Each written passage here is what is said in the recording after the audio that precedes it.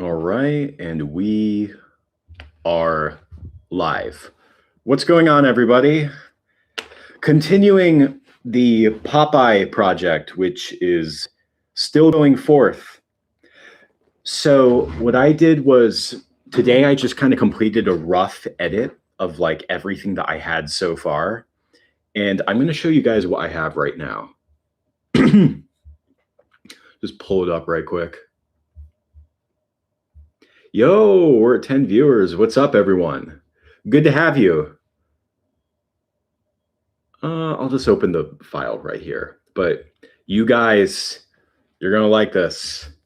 I think that I've really achieved something here. What's good, Inkspot? What's good, Rocco?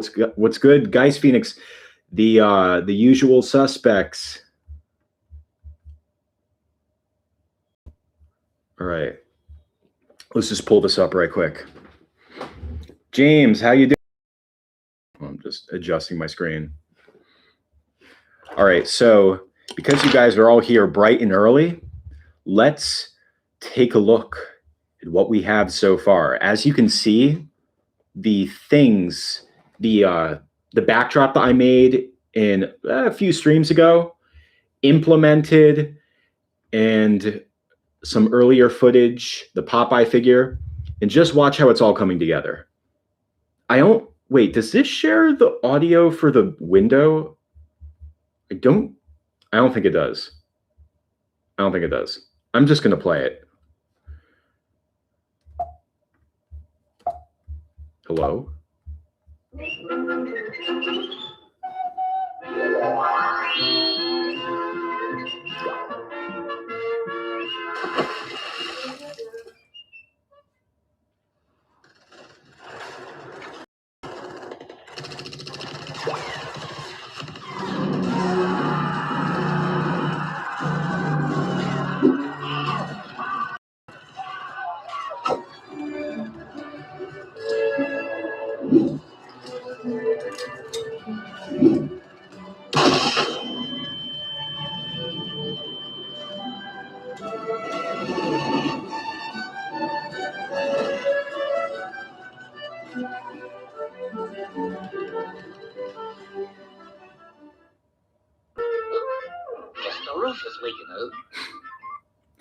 I think we are approaching about we must be approaching 40 hours of work so far.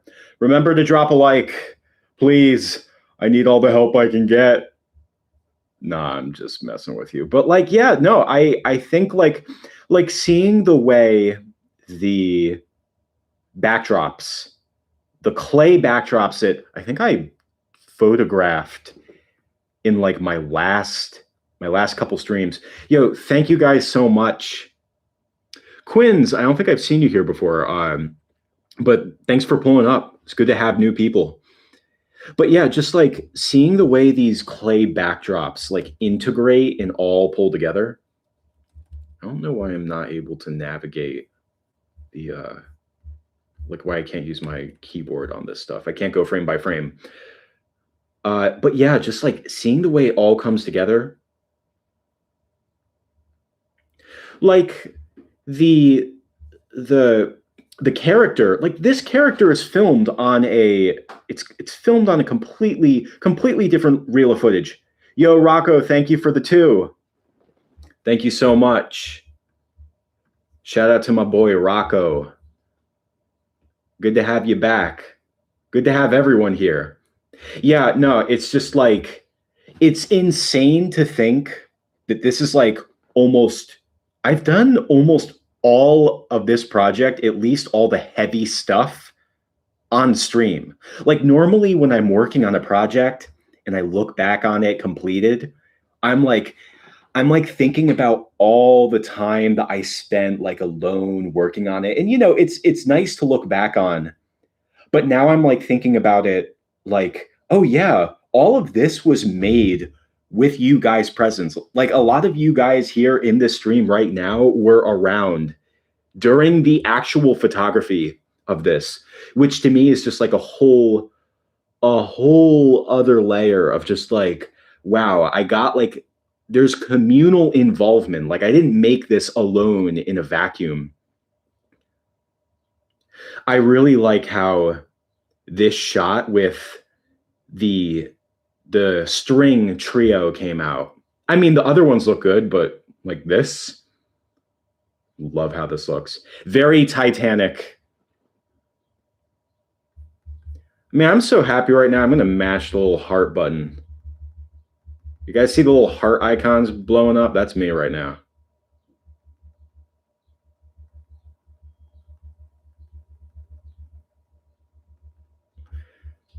So here we go. It's like, oh yeah. Yeah, the little shadow blob people. It's just like that. I love how it turned out. Like I thought it would kind of clash, but it's really really good. It populates the scene, gives it a bit more life.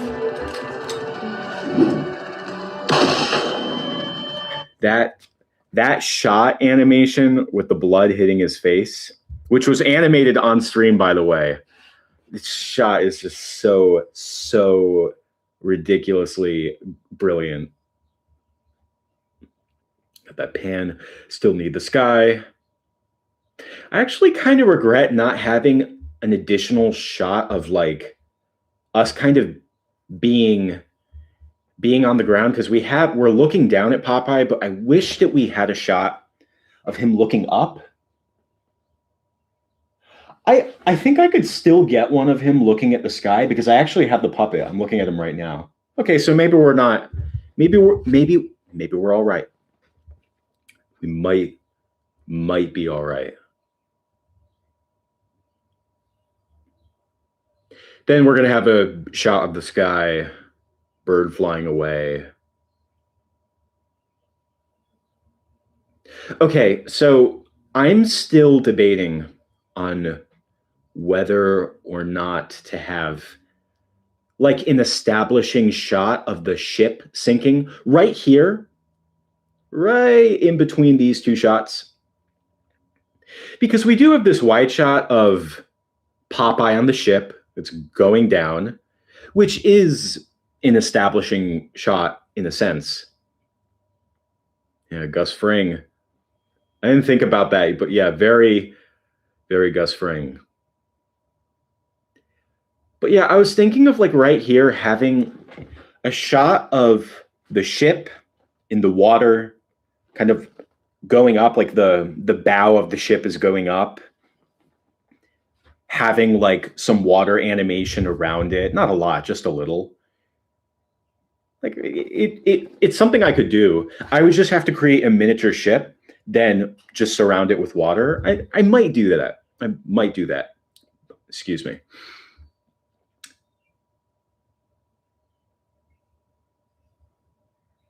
I mean, this looks great. It's a rough edit. I still need to adjust the timing of some of these things and the color grading and stuff like that. But you get the idea.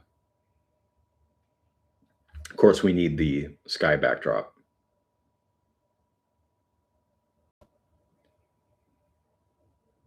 Love how the highlights hit the puppets.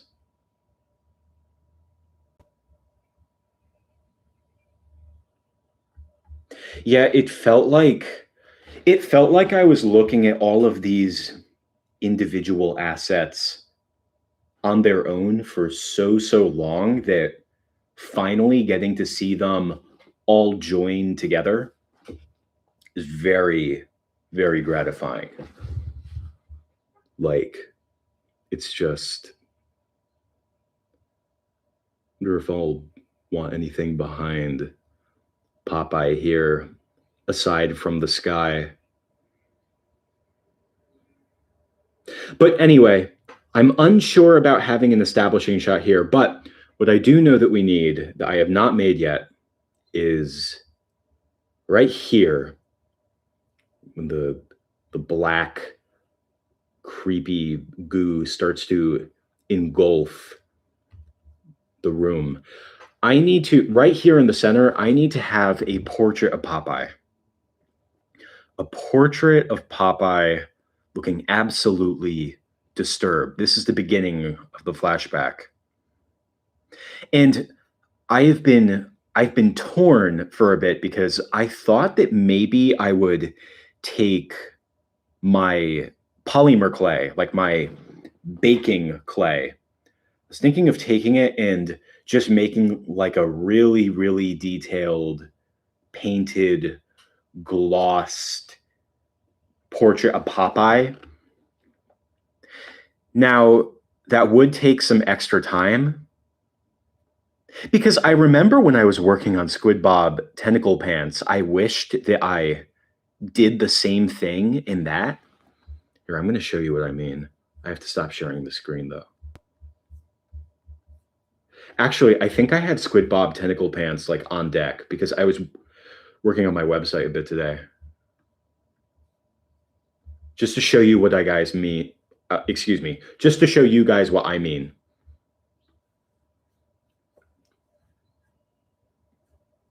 Yeah, I'm a little hungry, so my brain is just a little bit deprived. So if I mix my words up around, you know, where the heck is it? I have it somewhere here. Do I not have it on deck? I wanted to show you guys what I mean. You guys know what shot I'm talking about. The final shot with the Squid Bob Tentacle Pants monstrosity. You guys know what I mean.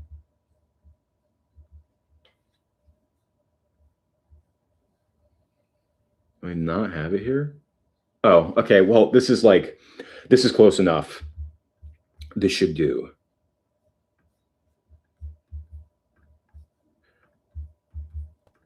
This thing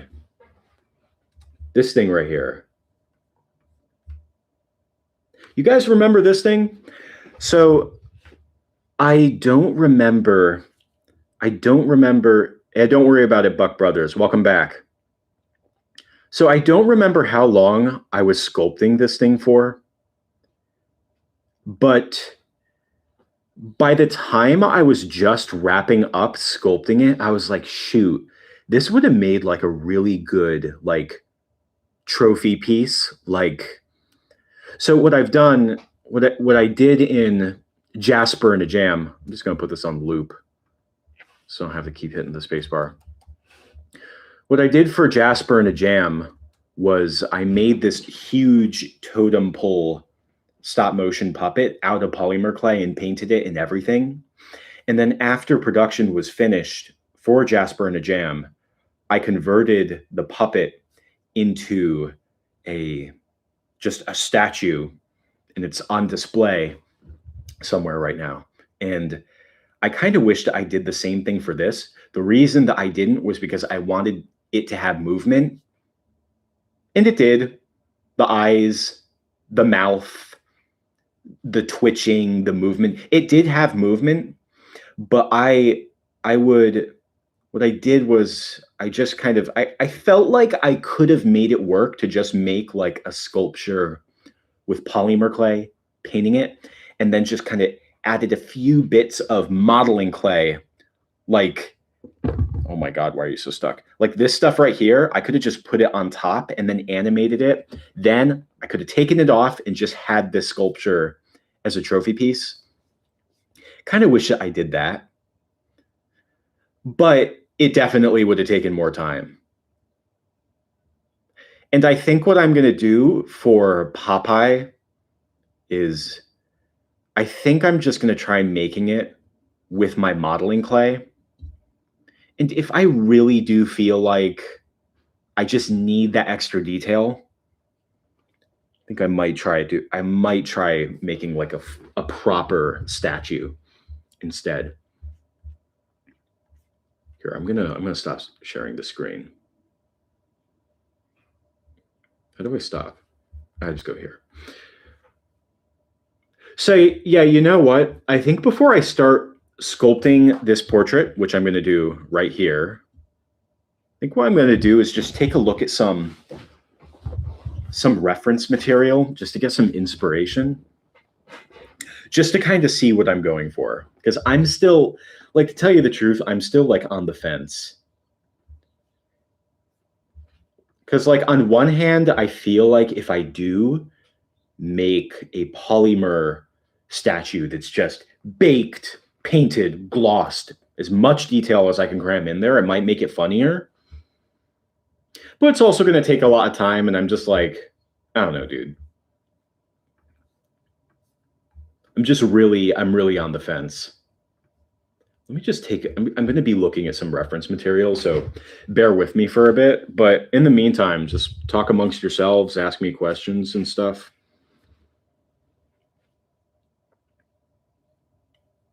I still have all of my modeling clay out, the colored stuff. The polymer clay is just gray. I have so much of it.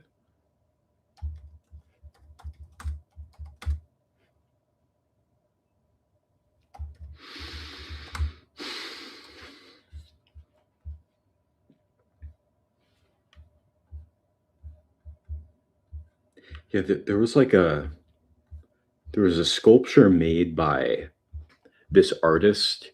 We follow each other. Creature Kid, he works with I think he worked on a Papa Meat project.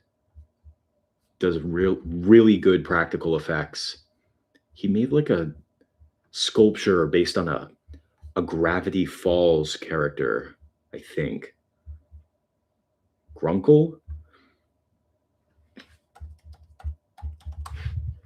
I remember I was kind of thinking of this piece. Oh yeah.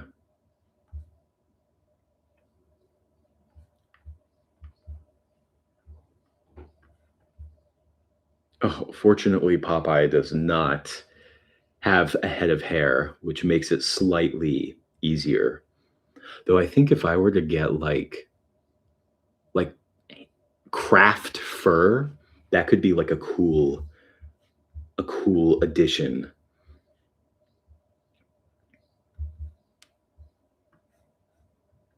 I'm just taking a look at this reference material.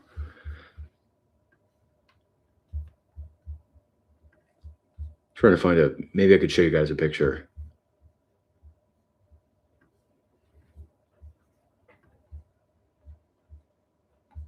Oh my god. There's like a grotesque amount of detail.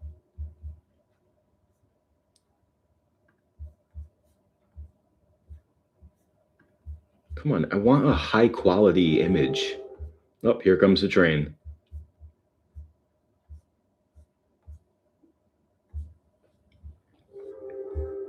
The train is like far away from me too, but the way the land is just shaped, it creates a channel of where in which the sound can just travel all the way and hit my house.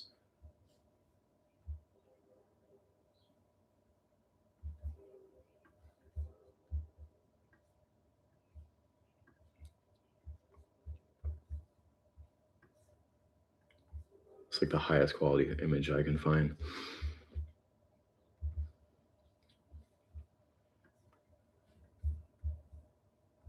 All right, I'm gonna try showing you guys a picture of this.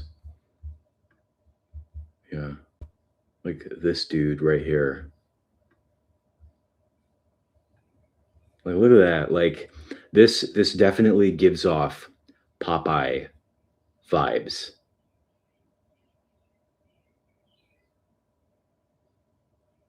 I just know whatever choice I make, I'm gonna be good.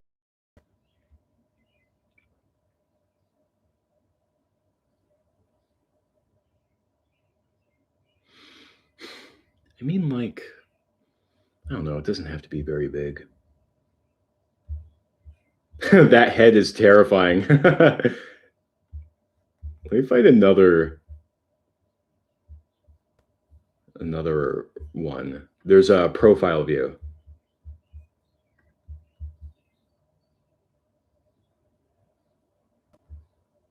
You know, here's like another one. Got crazy amounts of detail. Like it might be overkill. Granted, it's not like I'm going to have individual hairs growing out of Popeye's face. No way am I going to get that.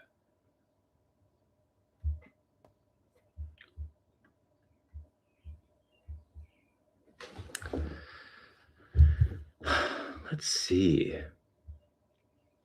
I've never seen Gravity Falls, so I know nothing about it. When did it come out? I would say that it was after my time, but I don't know if that's entirely accurate.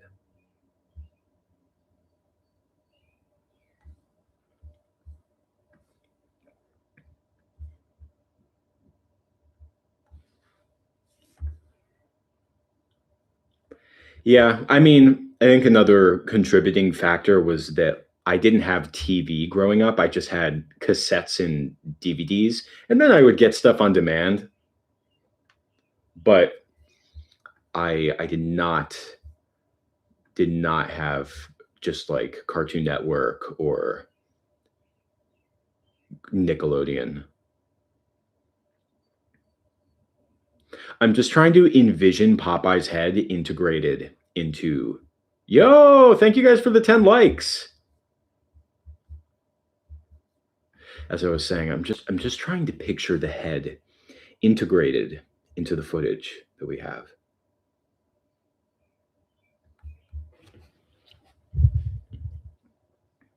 And whether that additional detail is truly necessary.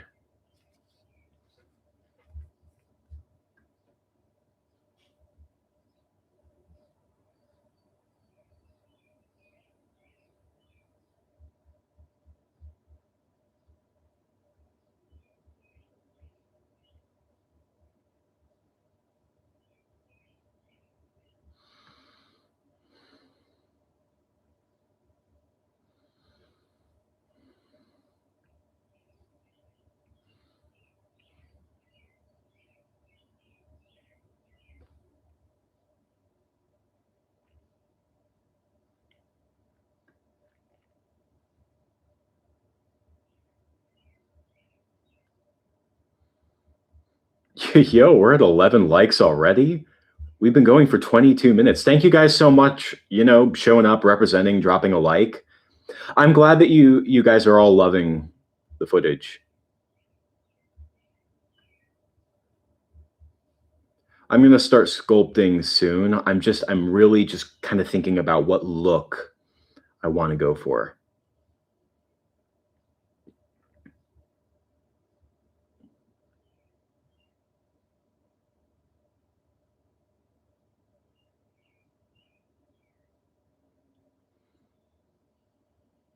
I don't think anyone cares more than I do.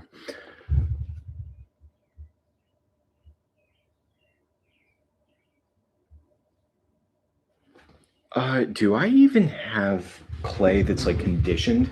That's the thing. So it's like before working with this clay, you wanna make sure that it's conditioned. Like I have a clay roller right here, just to make sure it doesn't, I guess, crack too much after the baking process.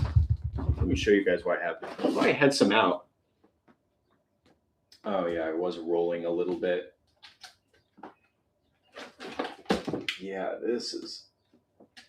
So what I'm talking about is like this kind of stuff. Like I'm trying to figure out if I want to use this. Shout out for the 12 likes.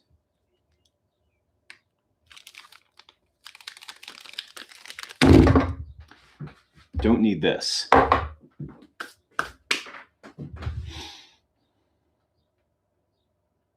Yeah, screw it. I'm gonna do it with the polymer clay. So like one of the nice things about this whole streaming thing is like I don't have to think about working on projects anymore. Like, oh, how much time is this going to take? Like the more time that it takes, the more costly it is. But now it's like, now I'm kind of combining the process with the content.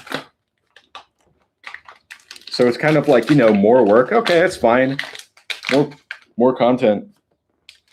Also, it's just, sorry, just smell things. I just have not worked with this clay in so long. I really want to do it again. So this I was rolling recently, but I'm going to run it through again. Oh, my clay roller is a bit dirty, so I'm going to take care of that. Where is my... Just going to use the Lysol wipes.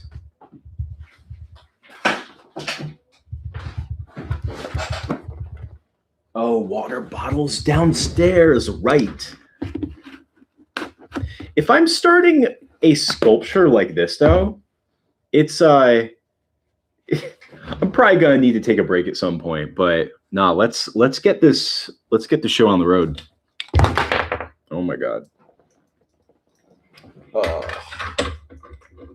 Can I show you guys my clay roller?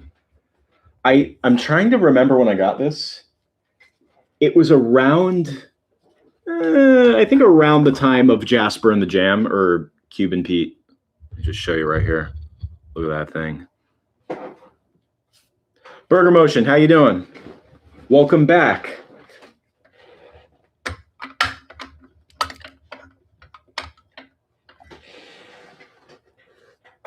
So what I do to clean the clay roller is I just take like a wipe.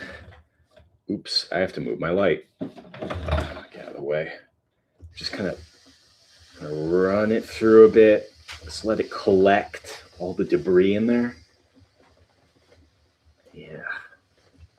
Yeah, one of my main complaints about this thing is that it's kind of difficult to clean. I wish there was like an easy way to just disassemble it and get all that gunk out of there.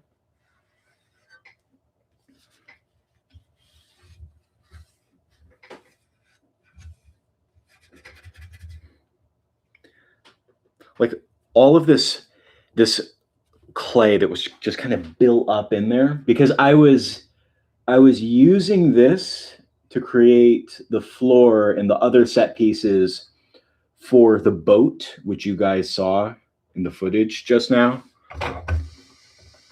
But I would prefer if this did not get into the polymer clay too much. I'm just going to open this up as much as possible.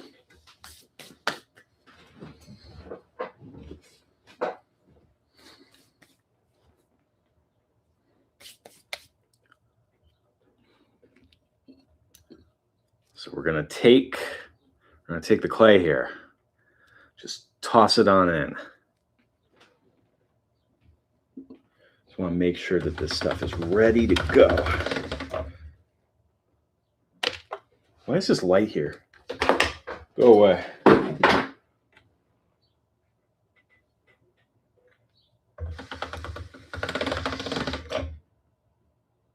Some of it will get in there, no doubt.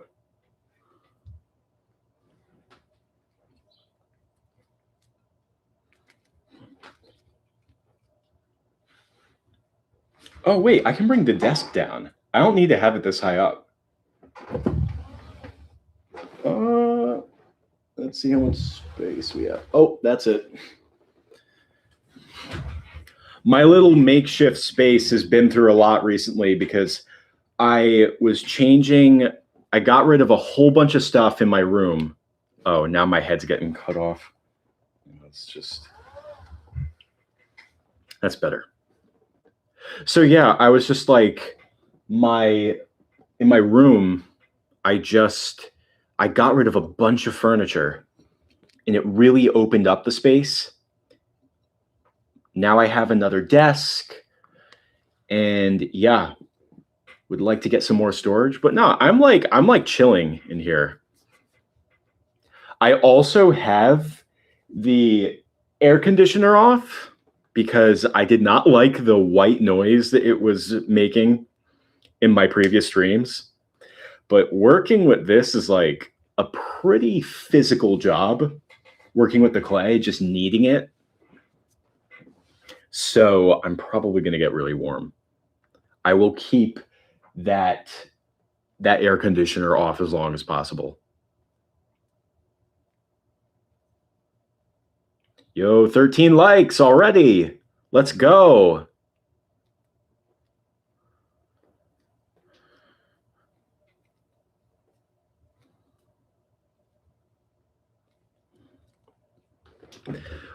Yeah, so actually that's a good question, Tim. So I've been told in the past that my work is quite psychedelic. And that's something that I kind of think about my work as, like my clay animation stuff, because I was really inspired by Will Vinton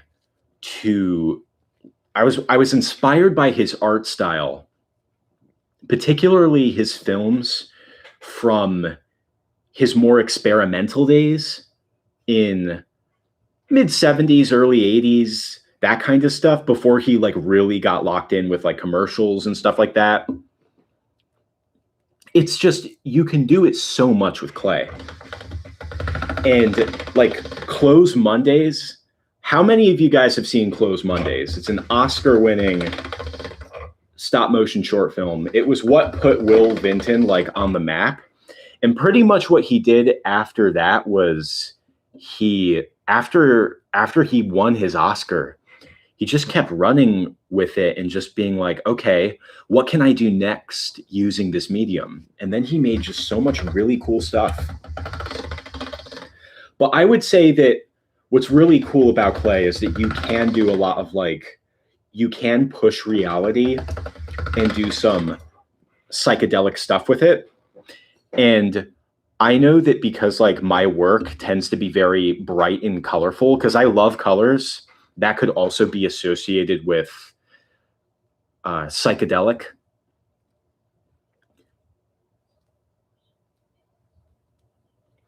Yeah, like stop motion animation, I see so much stuff that's like very gray, very, very muted, dark, gloomy stuff, which is something that was popularized by Tim Burton. But even like Tim Burton's earlier work, like he had a lot of bright, garish colors, and it would make like the blacks stand out. Kind of like in Don't Hug Me, I'm Scared. I've talked about this stuff on stream before, but it's just like, me, I definitely like the bright colors more. Because people usually associate the bright colors with, you know, friendliness, kid-friendly, cartoony. But me, I'm just like, I do stuff like that. I do bright and cartoony and child-friendly. Like I do all those things. But at the same time, I can use it to create something like very nightmarish. I guess the best example recently would be Squid Bob Tentacle Pants. So, like, you know, it's another episode of Brick Bob Films. Nice characters, you know, cute world, Lego characters. You know, it's family friendly by all means. But then, like, oh my gosh, that scene when they're opening the birthday present, and I'm like, all right, now I can scare the shit out of everyone. Pardon my language, but oh my gosh, just yeah, Tim, Hansel and Gretel, yeah, Beetlejuice, Pee-wee's Big Adventure. Like, oh my god, like it's so crazy that after Tim Burton made so many like wacky, bright, colorful, like his early work had like a lot of bright colors. Of course, there was other stuff like Vincent, which was like, you know, dark and gloomy, and I guess more reminiscent of what his current films are like. Tim Burton just kind of ended up making like a reputation for being like the gloomy guy, the gothic guy. I mean, shoot, like even something like Corpse Bride, which is very Tim Burton-y, very black and white, very gothic, all that stuff. It has a lot of bright colors in the underworld segments, you know, the skeletons and stuff. The Nightmare Before Christmas has a lot of bright colors in Christmas Land and in Oogie Boogie's lair. So yeah, it's just like you can use it to contrast. And that's what Tim Burton was doing. And then, you know, you have stuff like his more recent work. I haven't seen a lot of his recent work. I'm trying to think what the most recent thing I've seen of his, but like the Alice in Wonderland live action adaptation. It's like, it's very gray, very desaturated. Yeah, it's kind of funny how that's what he ended up being known for. Sleepy Hollow was just like another like really gray, very drab, very black and white. I only saw that once and I really wasn't into it, so I don't like. I don't know if I say that I'm a Tim Burton fan, like I don't know if that's really accurate because a lot of his recent stuff, like his big budget Hollywood stuff, I haven't seen it and I'm not really interested in seeing it. Like when I think of Tim Burton, I think of like his early things. You know, Pee-wee's Big Adventure, Beetlejuice, Hansel and Gretel. Stuff that's like offbeat, weird, bit experimental, unconventional, but in the best possible way.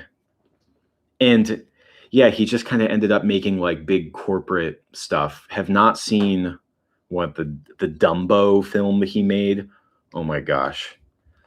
I remember when that movie was coming out, I'm like, who wants to see like a 2-hour movie of Dumbo? Like the original movie was like what? Like 70 minutes or something. It was very short.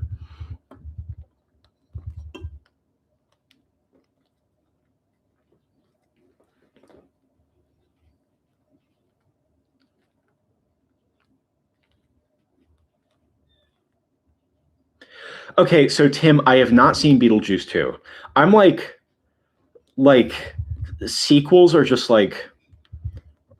just increasingly like ugh, like okay, like whatever, you know, it's sequels are easier to market, easier to sell. But after Beetlejuice 2 came out, I did see some like behind the scenes showing that they did use like practical effects for it. Oh, I forgot to turn on the work timer. I have to do that. Yeah, I would like Beetlejuice 2 was like one of those things where it was like, I'll probably definitely watch this someday, but I'm not compelled to go get in my car, drive to a theater, spend, you know, a bunch of money on a ticket, like to see Beetlejuice 2.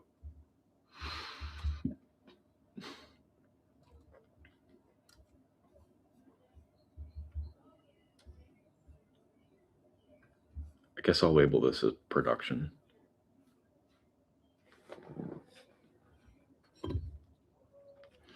Just have to just kind of bulking out the foundation of the head with some leftover tinfoil. Oh, I have some more here.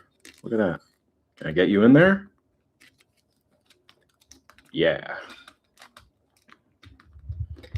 Before I start applying more globs of clay, I'm going to condition it as well.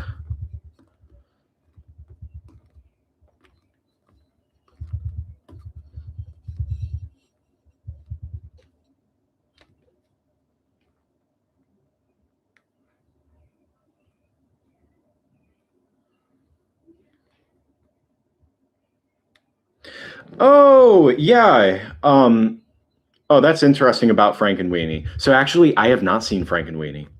I would like to. I need to see the original film of Frankenweenie that Tim made while he was either at Disney or it was like released as a Disney project before he got let go.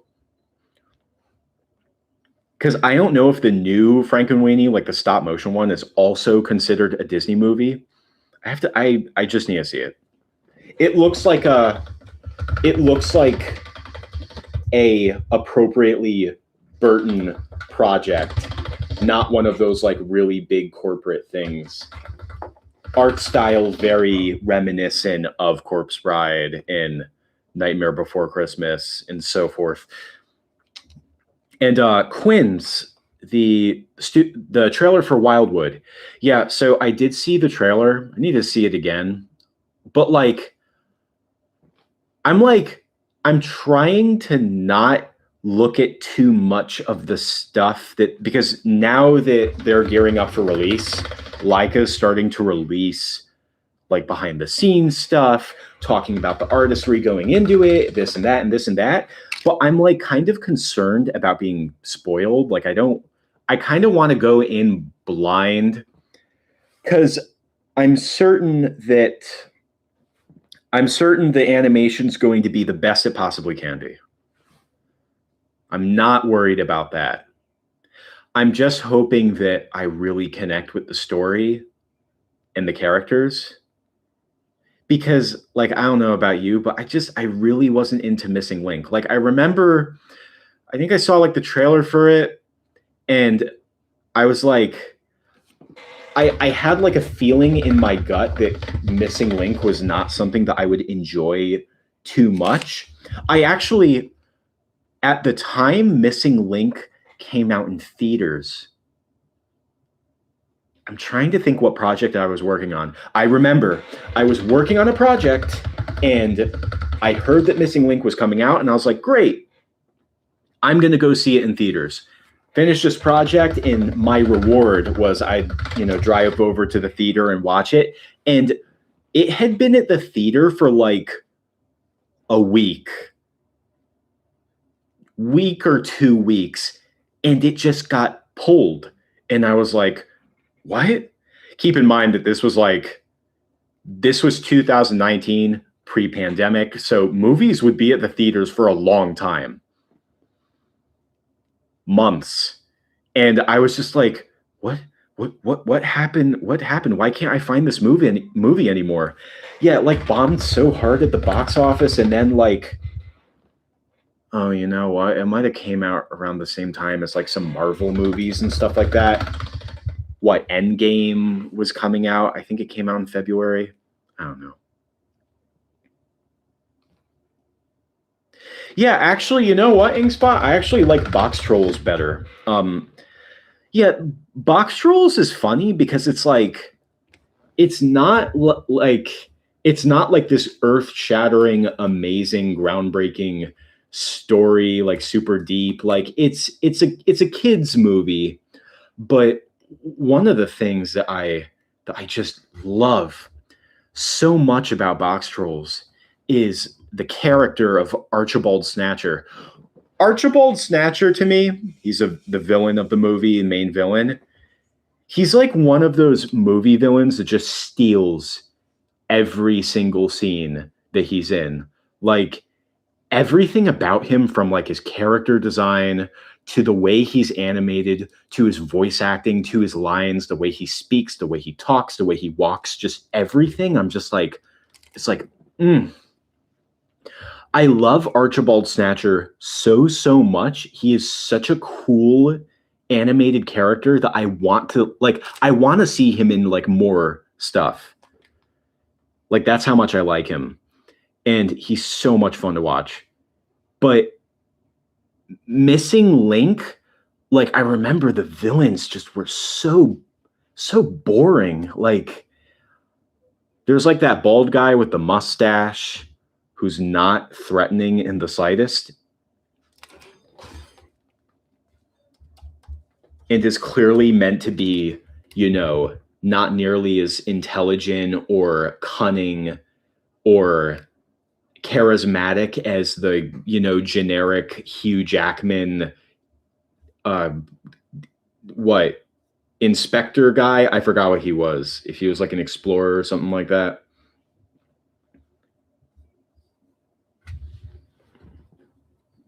But yeah, I was just like, and then there's like the mean guy who wears a suit and has like a white beard or something like that, and he just like, oh my gosh, yeah, Missing Link was just like it's not a bad movie, and like the ingenuity in that movie is like crazy. Like the amount of work that they put into crafting that story is insane, but the story just never really hooked me. Like the premise of it didn't hook me. Like I've seen the movie maybe twice, and I can barely remember anything about it. Like, and I am not saying that like they did a bad job working on it, but it wasn't something that really connected with me.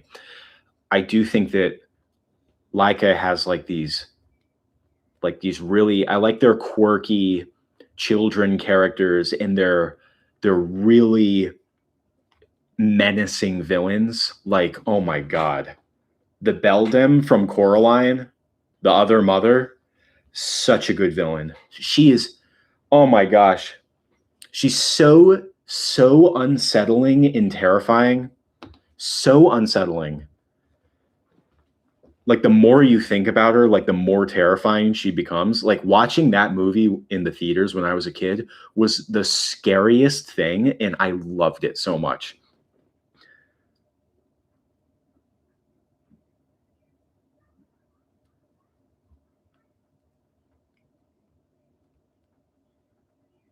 Well, Spot, they'll probably care sooner or later.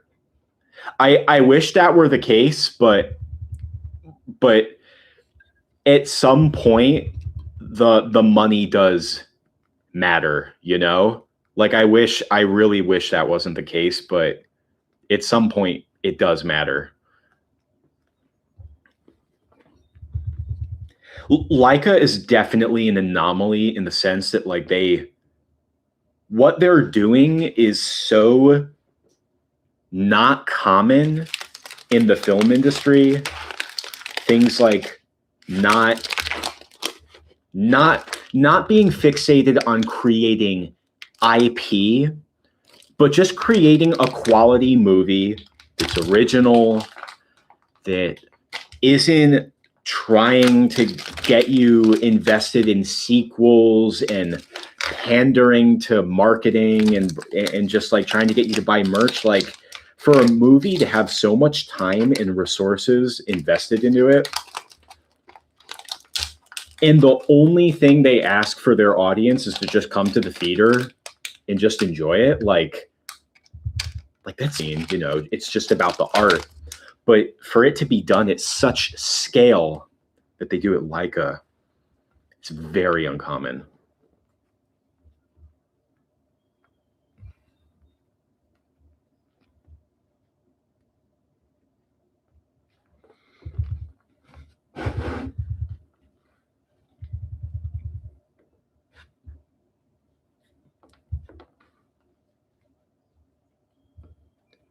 Ratchet and Clank movie. Sorry, I've been talking like for so long. I've been missing your messages. Like it's such a big topic. Like just the, I guess the stop motion film scene is so niche. There's really few big, heavy hitters, big players on the scene, and it's just like you're wondering like how does this thing stay afloat? How does the studio stay afloat?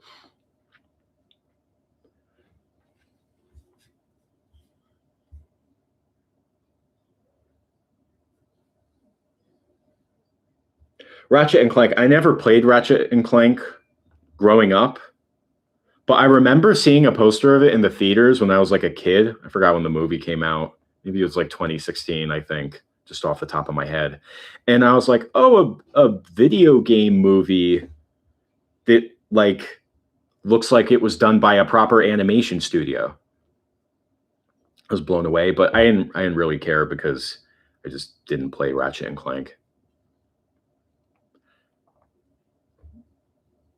Yeah, I remember being a kid and just being blown away seeing the first Wreck-It Ralph in theaters. It wasn't about a real video game franchise. It wasn't based on one, but just to see a big budget animated movie about video games and that was grounded and organically enmeshed in along with all these other real video game franchises, it was just like blew my mind when I was a kid. Never seen anything like it. And it had a really good story and good characters. And then Wreck-It Ralph 2 was like one of the worst things I've ever seen. What, like legit one of the worst sequels I think I've ever seen. Like it is so bad.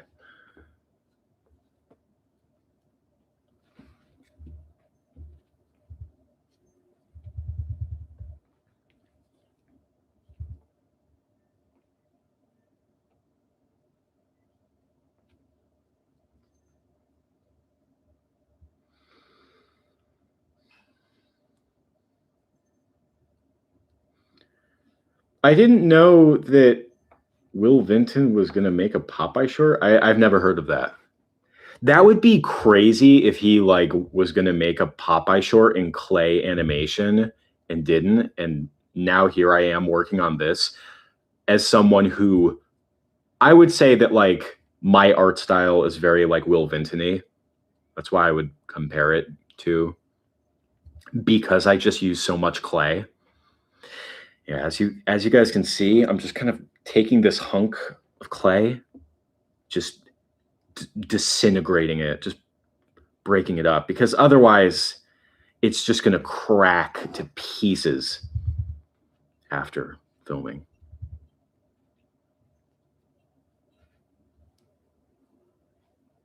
Lethal Lord, what's up?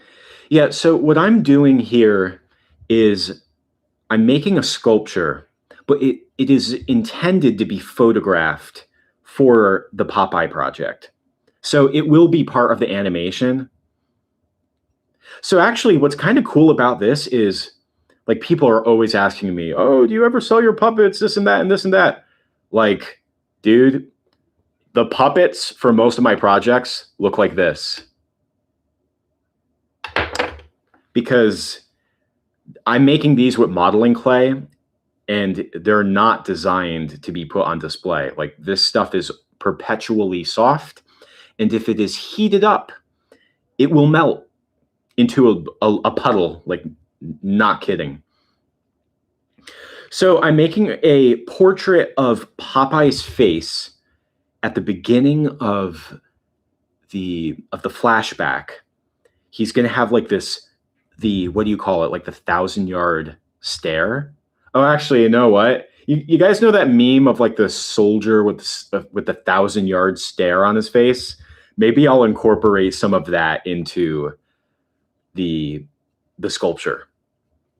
Yo, we're at 16 likes. We have never gotten this many likes this quickly. Like, I am genuinely surprised. Thank you guys so much.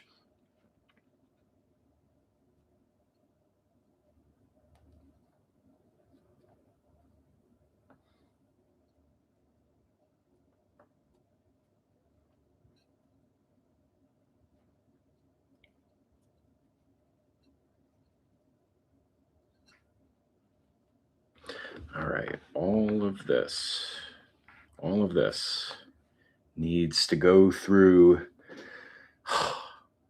the roller. What do you call it? Like a pasta maker or something? I've heard some people call it that. Either way, it's gonna go through.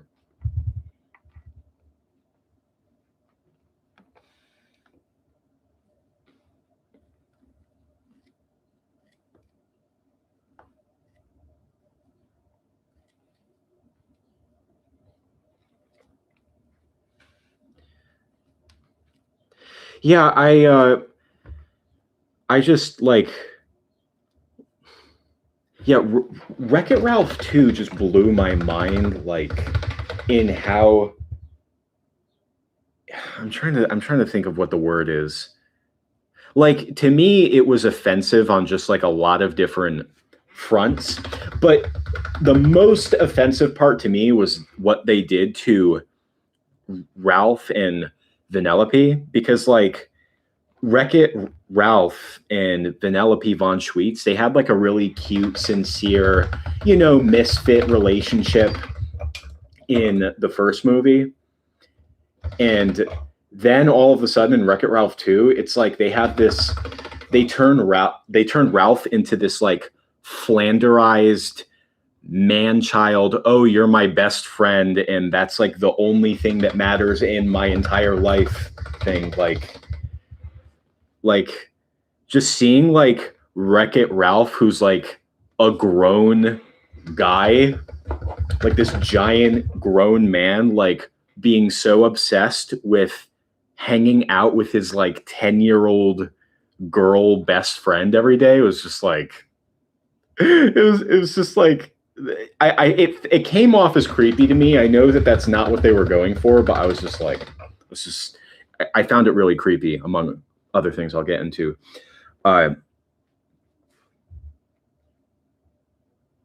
Yo, Lethal Lord, thank you for the 5. Yeah, so this is not going to have any magnets. Not going to have any magnets. It's just going to be like a still, like he's not going to move at all. It's just going to be a dramatic still image. Yo, let's give you a like there, Lethal Lord. Thank you so much. Yeah, shout out to Lethal Lord and to Rocco. You guys are out here representing. It means so much just to have you guys here, period. But thank you so much for the extra dollars. Yeah, so it's like, so yeah, there's not going to be any magnets for this. This is pretty much just going to be like sculpted, painted, photographed, composited into the animation, and then I'll just kind of have this Popeye portrait as like a little keepsake for remembering this project. Or I could sell it if I wanted to. It's just selling clay sculptures is extremely difficult because they're fragile. They are very fragile. They break easy. And even if they survive shipping, they'll crack over time. I have made so many sculptures with this clay, and like I'll come back and just like see, oh, yep, there's a crack. That wasn't there before, just from sitting in one spot. The material is sensitive to just all the elements. And it sucks because it's like, it really sucks because I can do something with like the casting and molding, like the material, the resin, that lasts for just, I mean, that stuff's like indestructible. I could drop one of those off of a building and it will be fine. But it's just like, oh my gosh. Meanwhile, you can have one of these just sitting out on a shelf and then, oh, crack.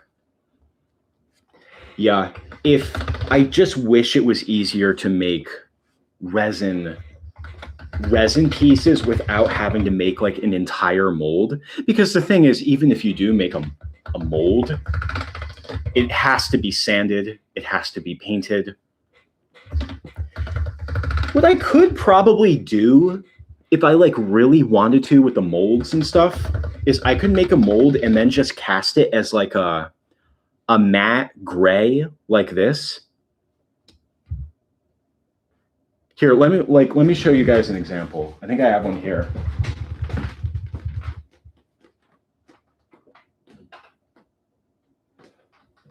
So like, take a look at this. So here is a Gygas piece that is not painted. Here, let me, just for reference, let me show you guys what a finished one looks like.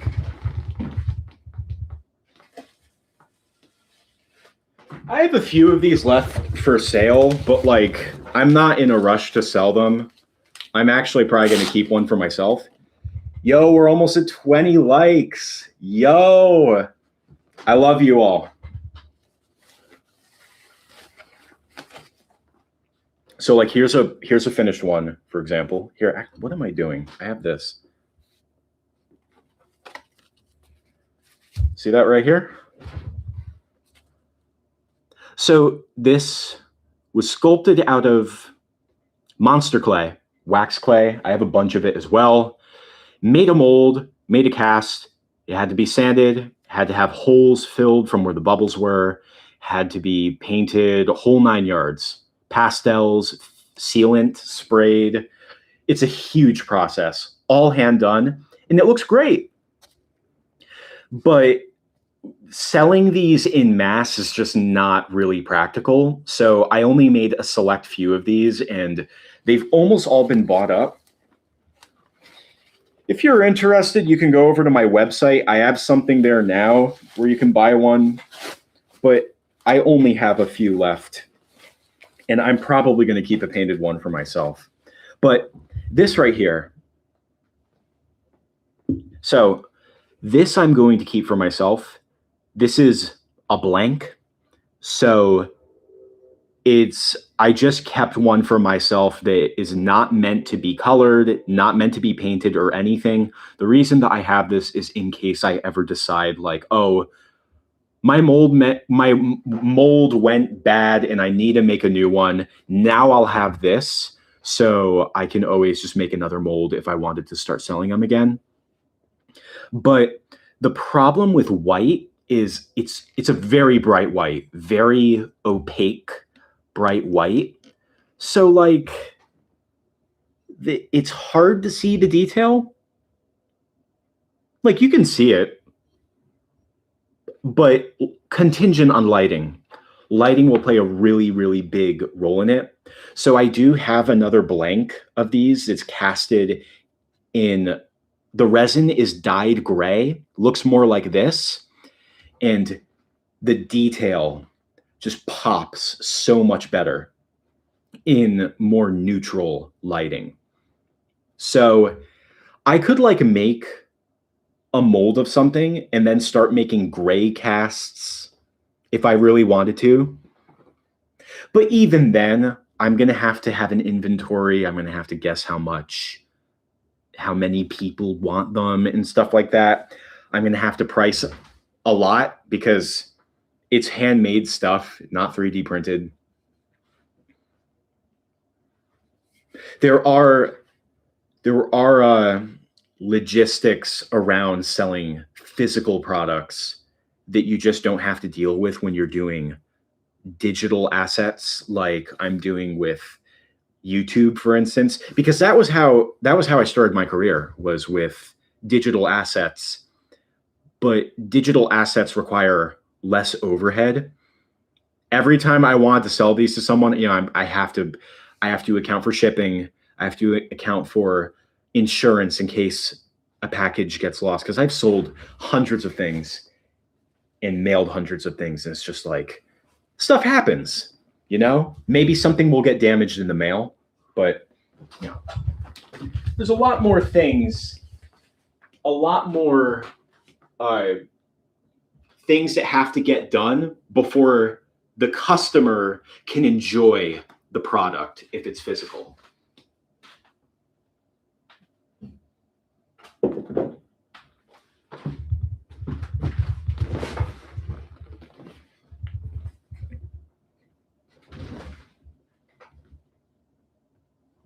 And when I say sell digital assets, so like InkSpot, for instance, when I say sell digital asset, I'm not like, I've never sold a YouTube video, but things like Patreon and things like having advertisers show having advertisements be on your videos, that's a form of I consider it a form of selling a digital asset, because they're paying you to show their advertisement on your work. So you are getting a cut of that. And the amount of money The amount of overhead you have to, like, for instance, put videos on YouTube is $0 a month, $0 annually. Now, of course, YouTube does take their cut for the advertiser revenue, a huge cut at that. But that's just the way it is. Unless there was some, like, unless you just so happen to own a platform that rivals YouTube, which I don't think anybody on earth has, you're going to have to, that's like the cost of doing business, I think of. Tim, thank you so much. Yeah, I made that during 2021. I'll never forget. I had just finished playing Earthbound for the first time, or also known as Mother 2 in Japan. I finished playing Earthbound. I played it spring, summer of 2021. And that was a game that just, like, it made me feel like a kid again. You know, I was like, it had that magic about it that just makes you feel like a kid again. Just, like, I'd never played it before, and I was, like, nostalgic for it. It was like an adventure that I was going on, you know. It's just such a good game.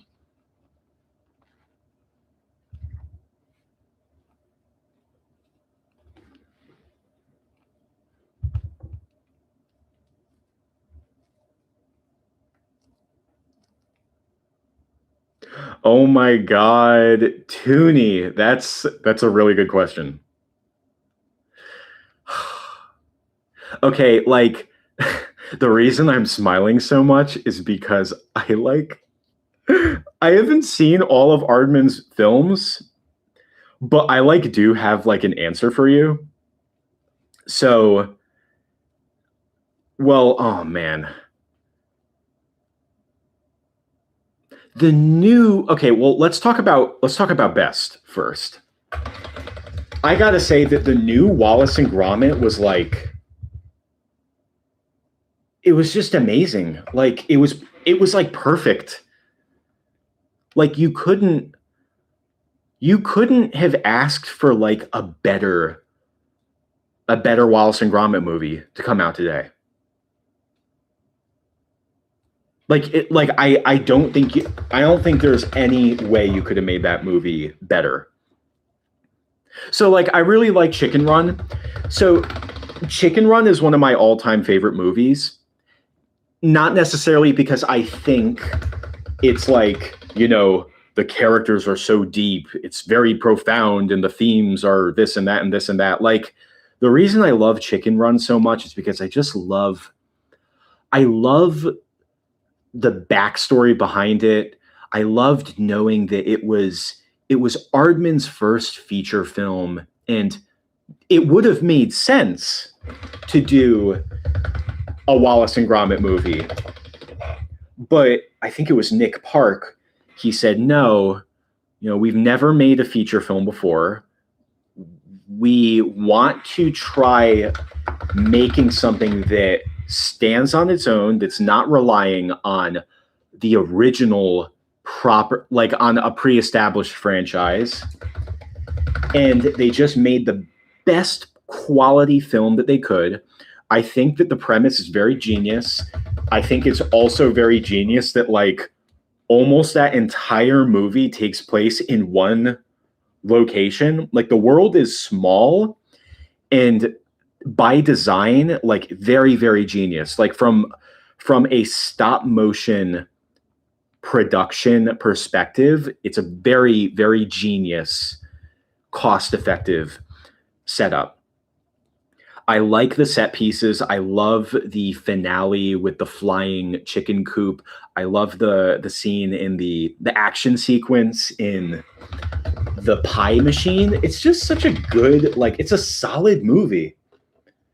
Also, the animation has not aged a day, which is another quality that stop motion has.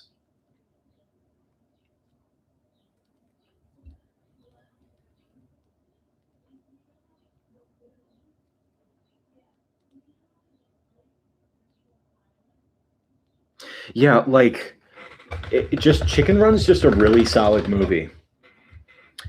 But back to Wallace and Gromit, the new the new one, Vengeance Most Foul, is just so brilliant. All of the stuff with Feathers McGraw, you know, the penguin guy, is so brilliant. Like they he's a stop motion character that's so devoid of expression. He has like he has the amount of expressions as like a bowling pin. He just looks like a bowling pin. His eyes can't do anything but blink. And I love how the animators, like, they knew, like, okay, because Feathers McGraw is mute, he does not speak either. Because he's mute and because he doesn't make expressions with his eyes and he doesn't have any eyebrows to emote with, we're going to make him perform physical actions that just make him look menacing. So, like, at the beginning of the movie, there's like a scene, like he just got thrown in jail and they have him, like, he's holding on to like a pull-up bar. He's just doing pull-ups and he just looks so locked in and so like nothing phases him, like so soulless, so evil. And there's like a scene where he has a popsicle stick and he's looking in the mirror. He's just shaving. It's like, of course he doesn't need a shave. Does a popsicle stick even do anything?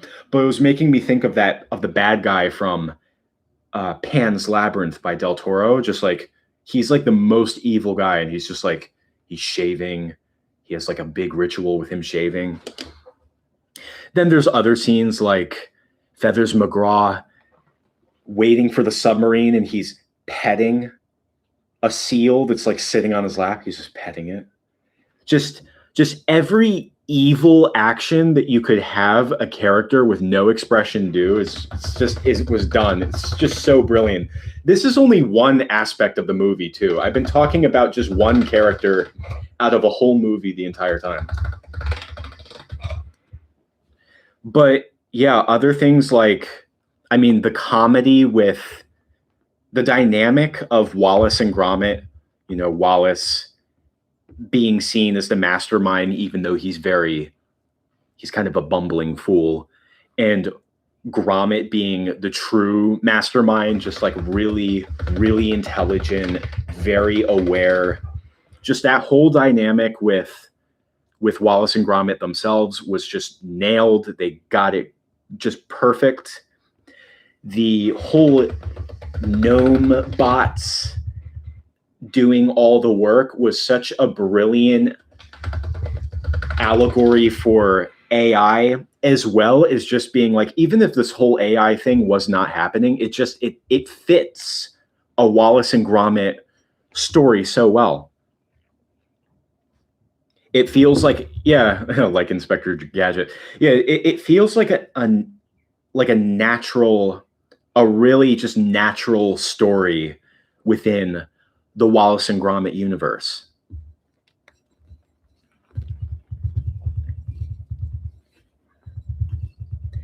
There's so much detail in pretty much every shot in that movie. The character animation in Aardman Animations is just so good. They have people that really, really, really, really know what they're doing. And I think it's also because like they do stuff like Shaun the Sheep, which just has so much character acting. Yo, Burger Motion, thank you for dropping in. You have a good one. But yeah, just oh my God, it's just such a perfect movie. And you know something else? Going into it, I thought that it was going to be like a half hour, maybe less than 40-minute long special, kind of like the other Wallace and Gromit films. And then when I clicked play, it was like, wait, this movie's an hour and a half? So I watched the movie and it went by as if it was a half hour long. It was just that rich and that well paced. It didn't drag. And I will say that, I mean, Wallace and Gromit Curse of the Were-Rabbit, really, really good. Excellent. But you could really tell that they tried really, really, really hard to, elevate the spectacle, elevate the drama. Like the way that movie is filmed, the way it's set up, the orchestral score for it, the spectacle, the scale, like they really were trying to hit the cinematic heights for it. But then meanwhile you have Vengeance Most Foul, where it's not doing any of that. It's not having a huge like orchestral score and a really over the top massive action set piece, and it's not like really driving in all of those individual like elements of drama. Like it really just feels like they had a half hour long Wallace and Gromit short and they just seamlessly adapted it to an hour and a half length, feature length. Because you watch Curse of the Were-Rabbit and it's like very obvious, like, yeah, this is a movie that was designed to go to theaters and be experienced in theaters and just hit all of those beats that a feature needs to hit. But then you just have Vengeance Most Foul, where it's like it's not going over the top on the spectacle, all the lightning, all the towns people, the showdown with the big boss, the bad guy on top of the building in the moonlight, and the giant special effecty were-rabbit character. Like, it's not doing any of that. If you guys know what I mean. Like, I'm having a hard time just putting it into words. There's something so triumphant about that new Wallace and Gromit film.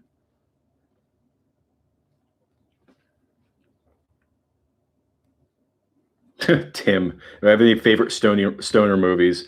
I have never done drugs in my life, nor do I plan to. So I don't know if I'm the best person to be asking about this.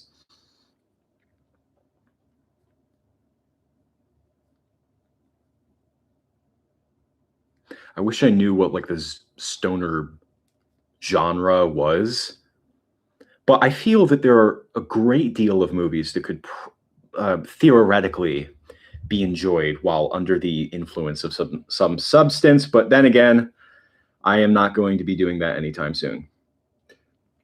But feel free to talk about it in the chat.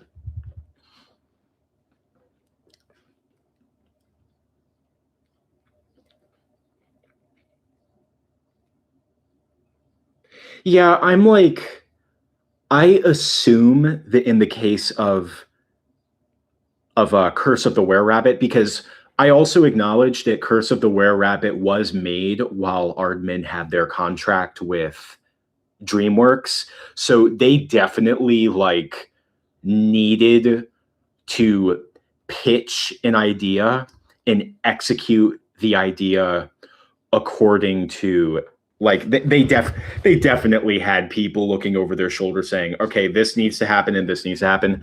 I thank you for bringing that up. I forgot to mention that because, yeah, Chicken Run, Curse of the Were-Rabbit, and what was the other one? Flushed Away. They were all made when they had their contract with DreamWorks.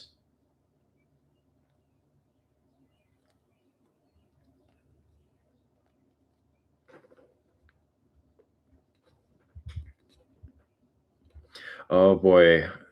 Your boy wants to hear about my least favorite Aardman movie. Okay, Early Man. Have any of you guys here seen Early Man? And I want to clarify that Early Man is not a bad movie. It really isn't. It does not. It doesn't.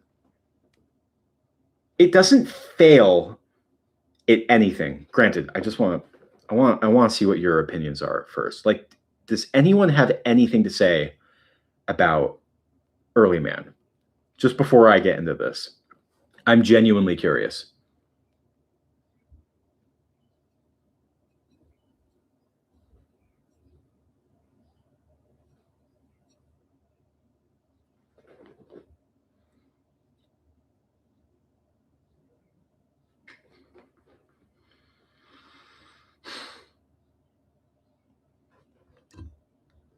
Yeah, so once again, Early Man is not a bad movie. It doesn't do anything wrong. It doesn't fumble anything catastrophically. The animation isn't bad. The character designs aren't bad. Like it doesn't technically do anything wrong. But like the thing with Early Man is here's the thing with me when it comes to Early Man. Early Man is a movie that's so fascinating to me because it's like I'm trying to think of how to word this. It is like it's one of those movies that you watch and you think to yourself like how did this had to be pitched. This idea had to be pitched to a studio and the studio had to say yes. You know, the investors, the producers, they had to say yes. We are going to throw years of labor and tons of money into getting this film made. And Early Man is like the most perfectly average, not just movie, but premise. Like the premise is so nothing. Like for Early Man, you have what? You have a prehistoric setting, Bronze Age setting or whatever. And it's like, okay, all right. What are you going to do with that? It's set in the caveman times. What are you going to do with that? Okay, we're going to make this an underdog sports movie. Okay. I would be wondering, how are you going to take the caveman Bronze Age setting and how are you going to use that and put like a twist on the underdog sports movie trope? Any of the tropes, anything that premise would suggest, how are you going to use the setting to put a spin on it? And the film just does nothing with it. Like, if you think of an underdog sports movie, that is precisely what Early Man is. It plays it so aggressively straight. It doesn't deviate. It's like it hits every single narrative part that an underdog sports movie is supposed to hit. It hits every single beat like clockwork. And it doesn't throw you any curveballs whatsoever. None whatsoever. It's so committed to delivering every plot beat straightforward with no nuance or like twist or anything whatsoever. And it's just like, it's like, how did this get made? Like, it's not bad. It's just it's so unremarkable, I think is what I'm trying to say. And I hate saying that because, you know, it's a stop motion film made by a very talented studio, by very talented people. But the story is just the most, I don't even know if generic is the right word. Like, it's a story that we've all seen. You know what I mean? Am I like explaining myself okay here? Because I feel like I can't put this into words. Yeah, James, that kind of sums it up to me. It's like or sums it up for me. It's just it does everything correct, and yet it doesn't do, like, it's not different enough to be noteworthy. Like, it really is, yeah, it's just a movie. Like, it's just, oh my gosh. I remember seeing it in the theaters, and there's literally a scene that has like very, very, very clunky dialogue where the main villain, the pompous Tom Hiddleston character, is like, "You're losers, caveman. You always have been, always will be." And the main dude is like, "No, no, it can't be true." And I'm just sitting in the theater thinking, like, okay, so because we're at the point in the script where there needs to be an all is lost moment, we need to have a scene where the main character, who's been driving this whole thing to begin with, thinks, "Oh no, I can't win the soccer match, football or whatever."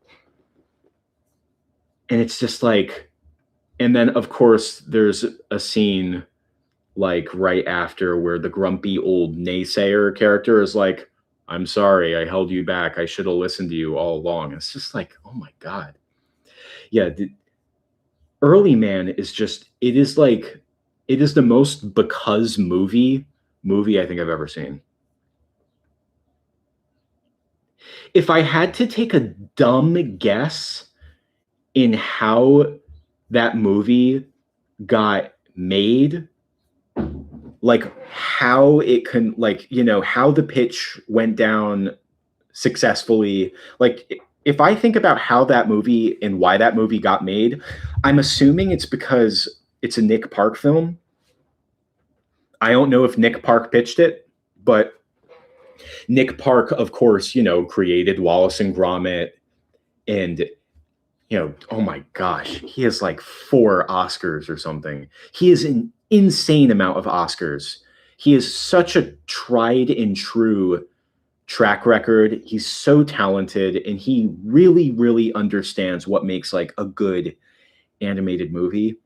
I think because he likely has so much esteem by Aardman Animations, I'm sure that they thought like, yeah, this is going to be a hit. Like, Nick Park, like, he understands. He understands what makes a good animated movie. He understands how to use the material, the medium rather. So I'm guessing like he didn't have much of an uphill battle in getting it made. Granted, this is just me sitting from my ivory tower, as I'm not in his position, and even successful big filmmakers like Guillermo del Toro, they have a really hard time getting stuff made. But I'm guessing that he just, Nick Park, Aardman Animations,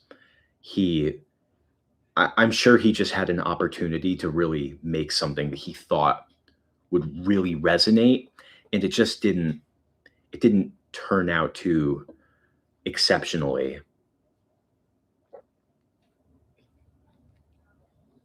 Yeah, but the Pirates I remember being fun. Like, I like the Pirates. That's some funny stuff, The pirate captain, Hugh Grant, fun villain, Queen Victoria. The story was like okay. I thought the whole Pirate of the Year thing was kind of weird, but I don't know. It's just like, it's whatever. Good animation, delightfully British. It's,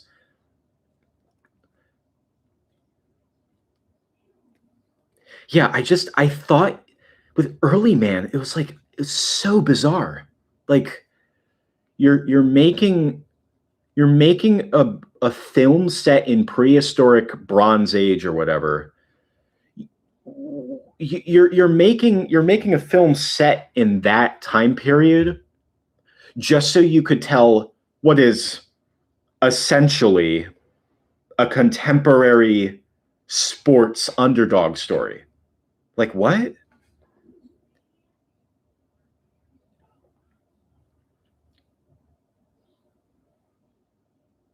Flushed Away I like a lot. I mean, I have nostalgia for Flushed Away, but No, Flushed Away is goated. Fun, very, very fun villain.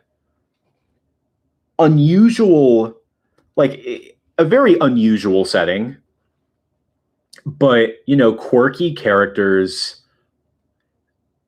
fun interactions. Roddy is so good. Rita is very good. Watching this like this isolated, very deeply lonely, but good-natured and charming,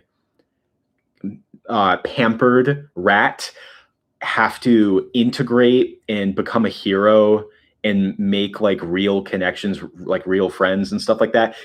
Roddy is kind of like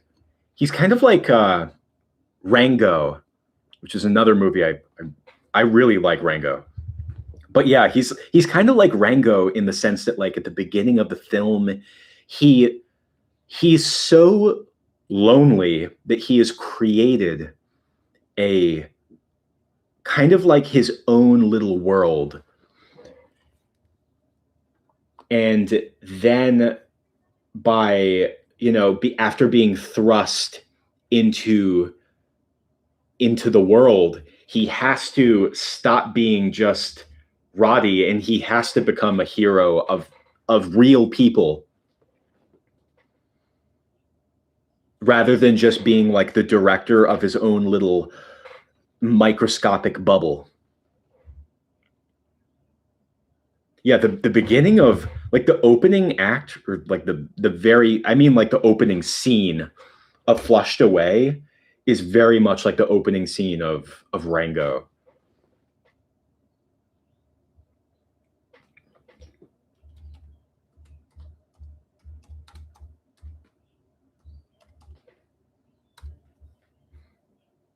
I looked up 1,000-yard stare on Google, and I found the photo.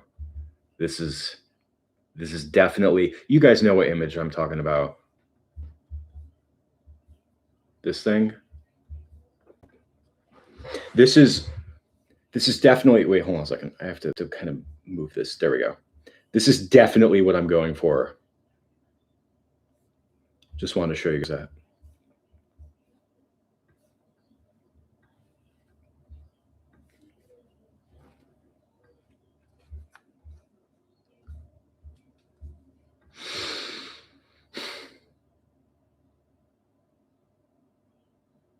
My least favorite overall stop motion movie.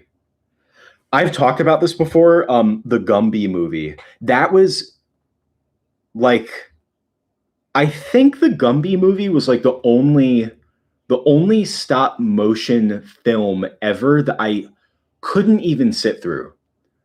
So, have any of you guys heard of Hell and Back? Hell and Back is like a notoriously like bad movie that's stop motion, very rude, very crude, very offensive, like, you know, blah blah blah. Like a lot of people say that Hell and Back is like the worst, like one of the worst stop motion movies. But here's the thing about Hell and Back. Even if Hell and Back is like bad, and it is bad in a lot of ways, it's like you can't say it's boring. I mean, I don't think it's boring because like stuff is happening, and you know, there's plot, there's characters, there's stuff going on. There are attempts at humor being done. But I remember seeing the Gumby movie when I was a kid.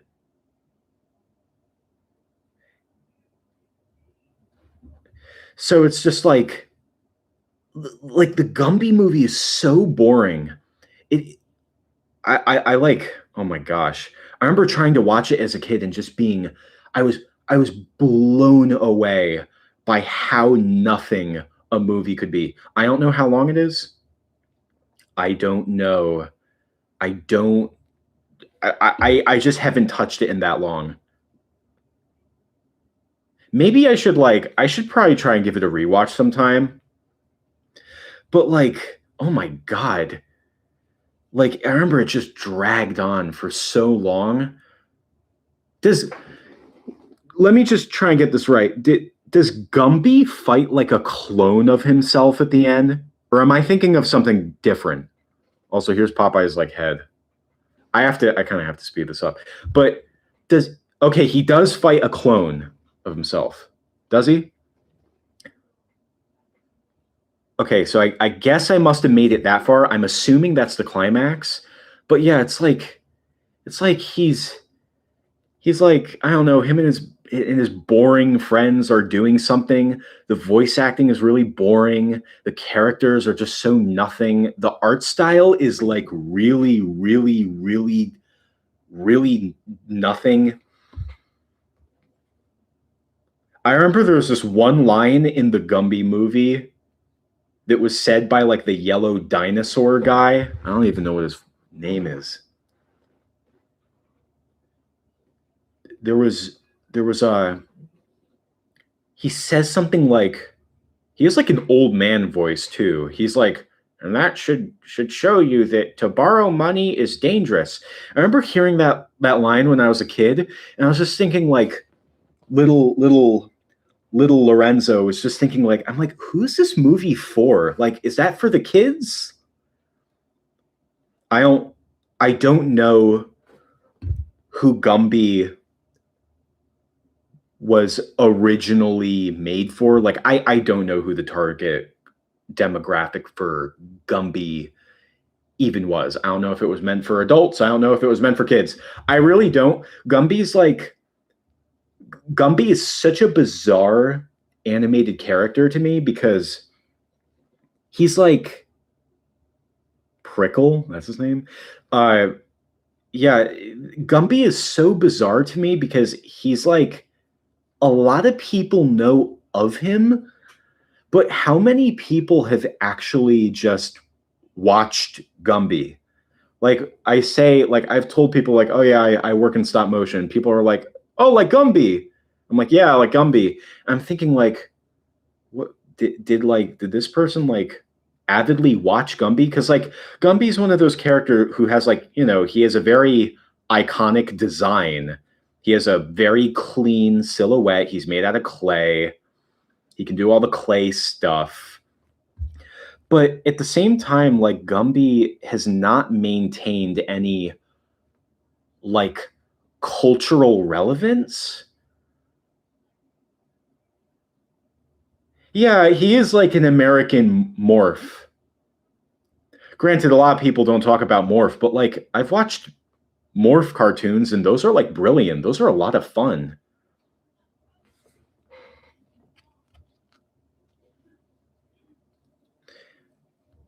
Yeah, like I know that there are different runs of Gumby.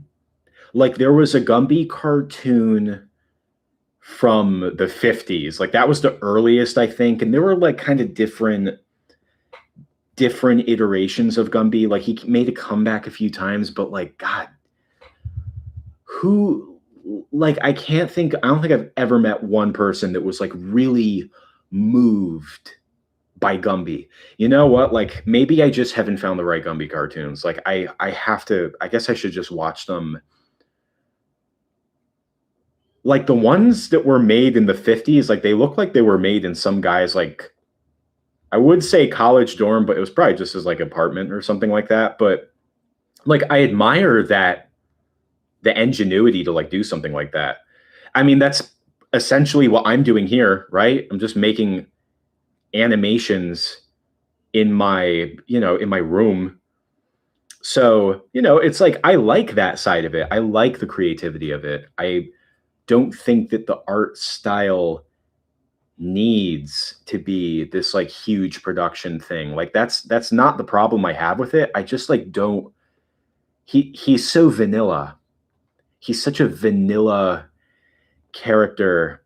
I don't know what his like goal and motivation is. I don't know what his fears are. I don't know what his flaws are. Yeah, Gumby is just like he just kind of exists.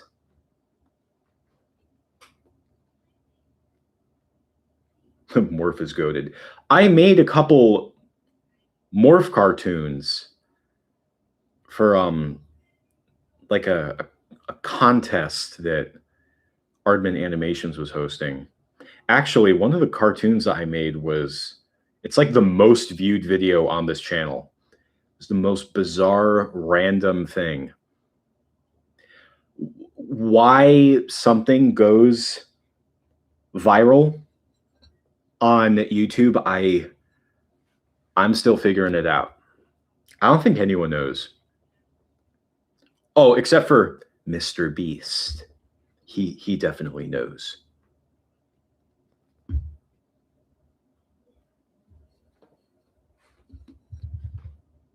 Yeah, true. Yeah, he does know. For those of you who are wondering what the secret is, it's have a lot of money.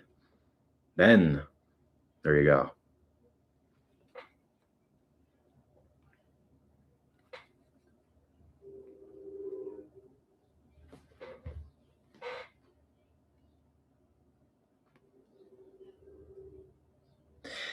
Yeah, Buck Brothers, it's really funny that you mentioned that. You guys are like, all of you watching my streams, you guys are so full of surprises. Like, you guys, like, I'll talk about stuff. I'm like, probably no one probably remembers this or that. And then one of you guys will just say it. Yeah, there was a video that showed, like, on their channel, the Morph YouTube channel, there was like a clip of Peter Lord reacting to one of my Morph animations, but I can't remember what year it was. I can't find the video on their channel. I've tried looking, but I have not been able to find it. I remember there was one year where I like applied for the contest, and then I don't think they ever saw it, which would have been very tragic. But yeah, I don't think they ever saw it.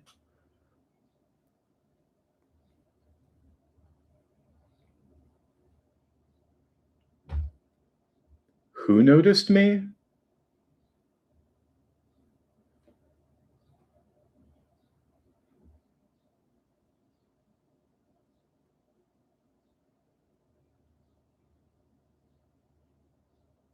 I did not know that about Gumby. It's very, very weird. I legit like have to go back. I have to like put on an Indiana Jones hat and get a backpack and just like sit down and just watch Gumby for like 100 hours and just figure out like what was special about this, because I feel like there's just something that I'm missing. I feel like there's something that I might have just missed. Like maybe Gumby's like brilliant, you know? Maybe he's like really, really brilliant, and I have not been exposed to the proper amounts of Gumby. So I remember the George Powell Puppetoon movie, which I think came out in 2009. There was a whole plot line that they animated like before showing the Puppetoons, like this, I don't know if it's like a greatest hits or whatever, of like before showing all these like George Powell Puppetoons greatest hits or select pieces, they had like a plot where like Gumby's like directing a movie and he's like talking to a dinosaur, and Pokey, what's his name? The little horse dude. And Gumby doesn't know about George Powell. And then the dinosaur starts telling him about the story of George Powell. And yeah, like, you know, Gumby's the guy that they're talking to, so he's got to be very influential or important on stop motion. But yeah, I have not. Dude, I'm losing my mind over Gumby right now. Like, not gonna lie, I'm just like, I feel like I just have not seen the light.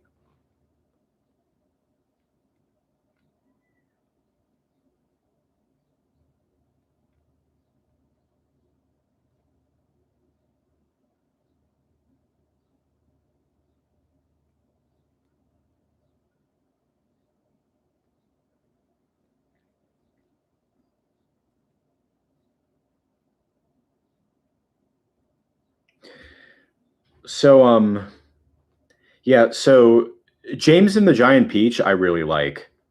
Like, it's not like James and the Giant Peach is not like deep or complex or any like, you know, anything like super profound like that, but like it's just a really good kids movie. I loved it when I was a kid. I like that it's offbeat. I like that it's very the animation is just so reminiscent of Nightmare Before Christmas, probably because it's Selleck and he probably just hired all the same people that worked on Nightmare Before Christmas. I think that if you're looking for stop motion animation, reminiscent, not just in how the characters are animated, but the overall like how the puppets were made, how the sets were made, how the whole thing was brought together. I don't think you really can't get any closer than James and the Giant Peach, I feel like. I mean, for God's sakes, Jack Skellington makes a cameo appearance in that movie. But yeah, I like how to make the transition into animation, the animated characters, to make that transition less jarring, they made the production of the live action segments equally as like over the top and exaggerated and animated. Like the stuff with little Charlie, wait, not Charlie, what's his name? James. I literally said Charlie. Thinking of the wrong Roald Dahl story. Like thinking of a so James, like the whole thing with him, you know, living on the hill with Miss Spiker and Miss Sponge, and just like how over the top it is, and how the actresses playing Spiker and Sponge are basically like cartoon characters. Like I like that they commit to the peculiar, outrageous, like direction, I guess is what I'm trying to say.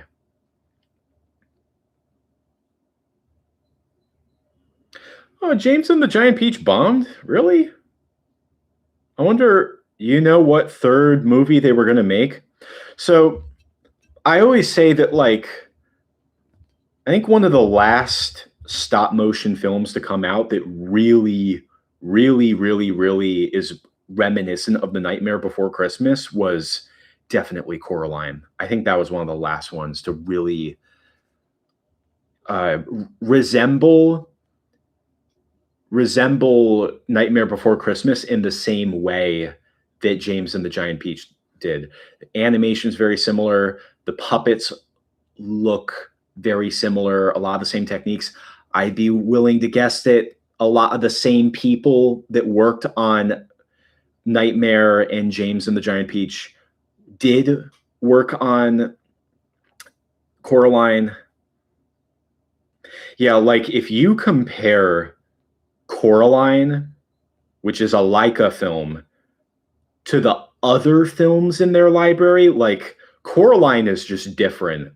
It's so visually different, I think. I would say that the first film where Leica really found their art style, their niche, was Paranorman. Yeah, because every film that Leica has made since has felt like a direct like evolution of Paranorman.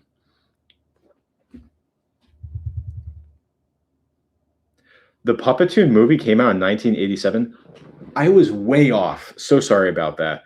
I got the Puppetoon movie on demand, and I think on Amazon it said 2009. So I think that's what threw me off.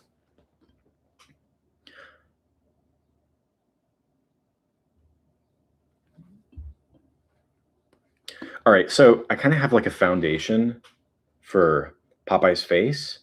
I think I'm just going to apply some really rough detail and start just working from there.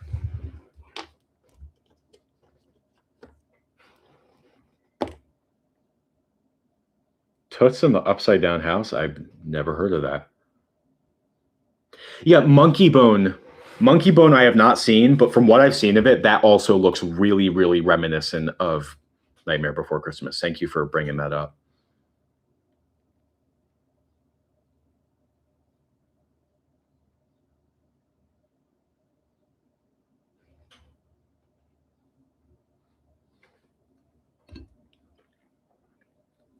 Yeah, the it's funny you mentioned that about Christmas Who. Because I mentioned in the stream one time, I was like, wouldn't it be cool? Like, I have not done any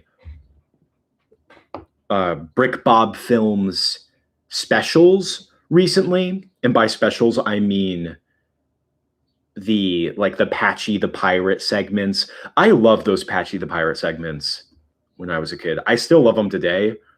They're so charming and a breath of fresh air compared to the rest of the show. It's so charming. But I was thinking like it would be cool if I could do like a almost like a Papa Meat style, like me in on like a film set interacting with like puppets or stop motion characters, like maybe making it like a mixed media type of thing. Like that would be kind of cool. I don't think that's going to happen anytime soon because that would require a crew and a big budget. But hey, never say never. It's just like maybe someday,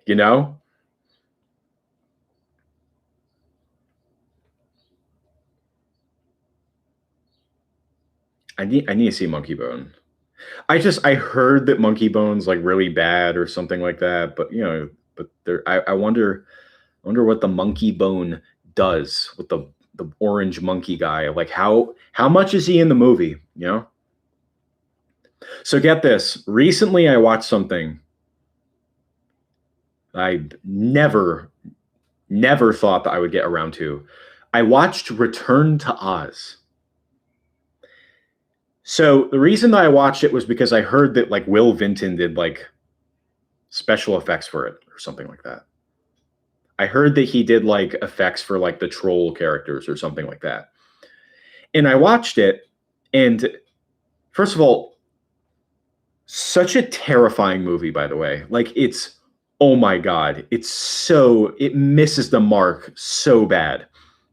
But I was expecting the like Will Vinton claymation to show up for, I don't know, a few seconds.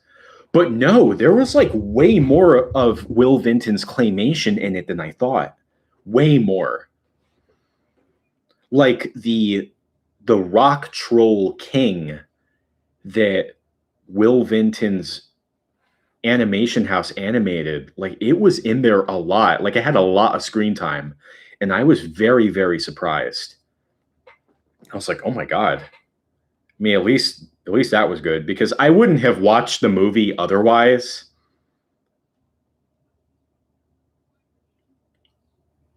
Yeah.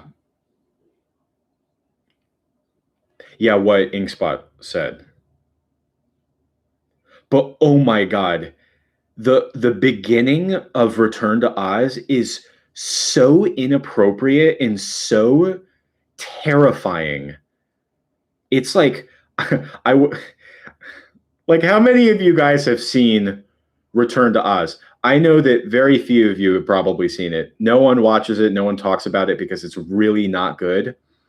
It's just like it is so nightmarish. Like I felt like I'm not kidding when I say that like the movie reminded me of like the Ray Harryhausen's Clash of the Titans in terms of like the set pieces and like the monsters and like I felt like if you threw what was his name Perseus, I think it's Perseus. If you threw like Perseus into Return to Oz and had him fighting like the wheel monster creature people things, what are they, the Wheelers and the rock troll people, like it's on the same level of like nightmarish and terrifying as like the Medusa from that movie and the Kraken. Okay, so we do have people here who have seen it. We have people here who have seen Return to Oz. I'm blown away. Like I would not have watched it if it weren't for the relation to Will Vinton. Oh my God. Like the whole movie is just very like bizarre and cold and desolate and very, very, very strange. But the beginning is so messed up. I was blown away.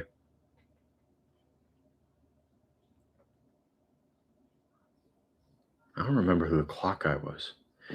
Like, I keep thinking about the little girl who's, I guess, supposed to be Dorothy, even though she looks nothing like Judy Garland in physical appearance or also in age. Like, the girl who played Dorothy, like, she gets sent to a mental hospital, and like she's strapped to like a stretcher. And this mental hospital is filmed like a horror movie. I'm not even kidding. It is filmed like a horror movie. And then she's like brought into like the surgeon, like the doctor's quarters, who is about to give her like electric shock therapy. And he's like, he brings out this big scary machine, and he's like, "This is Mr. Shocky. Like, look, this the dials are his eyes, and the crank is his nose and stuff. Like, it kind of has like a face." And it's like, it's also one of those things where, like, right when I think they're supposed to activate the machine, like the power goes out, and then Dorothy is like rescued. So you're left thinking like, wait, are they going to do like some kind of thing where it turns out like, well, I mean, they're not going to do this in the movie, but like one could very easily speculate that they actually did like electrocute Dorothy, and then just like the whole rest of the movie is like in her dazed, fried brain imagination. Like, you know how with like almost any piece of fiction, there's probably going to be one person out there saying that like, oh, the person died at the very beginning and the whole rest of the story is just part of their imagination. Like something that you could do with like almost any story.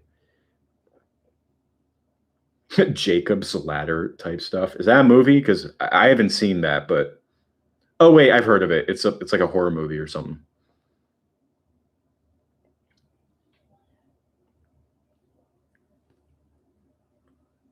Yeah, like the pumpkin guy in that movie is supposed to be one of like the nice, charming characters. But that's the other thing about Return to Oz. And we got Popeye. There he is. The other thing about Return to Oz is like even the nice characters are like the pumpkin guy, what's his name? Jack Pumpkinhead. Like he's got those dark, empty, soulless holes for eyes. Then there's like the Santa's sleigh moose head, green moose head creature thing that's also supposed to be like one of the nice guys. It's just like, it's very, very bizarre. Oh, there was also the talking chicken. I forgot about that. There was like this weird puppet talking chicken.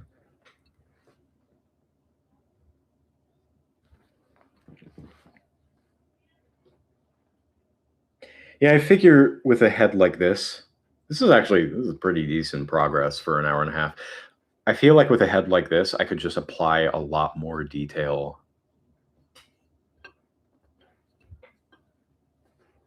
Make it look more grotesque.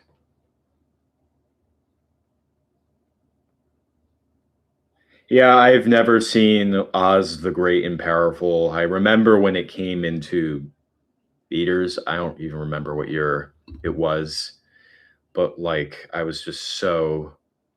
so didn't care. It must have been around the time that what was it? The Tim Burton Alice in Wonderland film came out. It must have been around the time of that. I don't think it came out in the 2000s. I think it came out in the 2010s. Oh my God. didn't they like, maybe some of you guys know, because you know we're all nerds here. If didn't they make like a Temple Run version of Oz the Great and Powerful? They did that, right? Please skip down both the Wicked movies. Yeah, I am not curious in the slightest about Wicked, but yeah, didn't they make like a Temple Run game of to promote like Oz the Great and Powerful? Did they do that, or am I just imagining that? I'm pretty sure they did that. Because I remember when I was a kid, there was this game called Temple Run for the phone where you're being chased through a temple by these like scary. I'll have to look into that later. Yeah, but the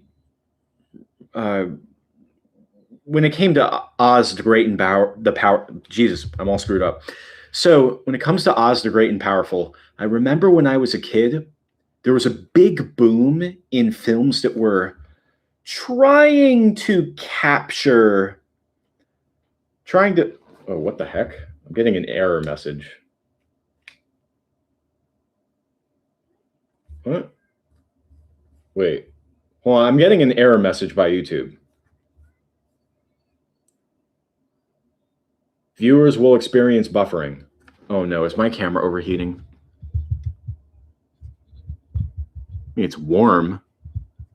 Not much more than usual. I have a little error message. Yeah, let me know what happens. I've never gotten this error message before. Wondering what's doing it. We are at the 2-hour mark, but like, I'm good to keep going, but I do need to get up and stretch. Yeah, you know what? I'm going to keep working on this piece. How does it look? Looks pretty good. Yeah, but a break would help. I've been going for about 2 hours. So I'm going to take a break. I'm going to get a drink and eat a little something. And let's see what. Right now we're at 8:03. I think I'm going to turn on just like a screensaver, and I'll be back in a few. I can't really say when. I don't want to be back too long. Just want to eat, stretch my legs. Then we'll be right back. So I'm going to turn on a little screen thing. But then I will talk more about Oz and whatever I was talking about, what I was getting into.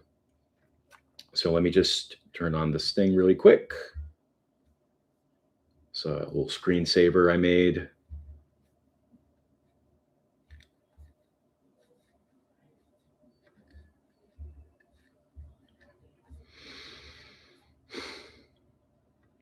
But yeah, no, it's like so much to talk about. I'm amazed how much of like the stuff we've all seen. Yeah, here it is. All right. Where are we? Yeah, I mean, you guys do whatever you want. Take a break. Leave the stream on. I'll be back. I'm gonna put this on loop. Sweet. All right, we'll be right back.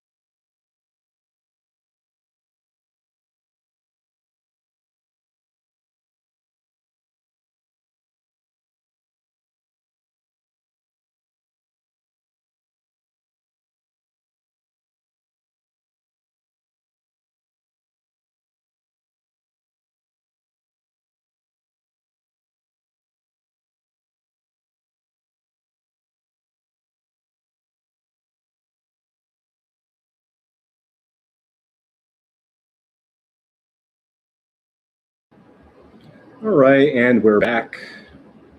Boom. Let me know if you guys are having trouble hearing me. Oh, actually, I have to turn off the air conditioner. I don't know where I put the remote. Ugh.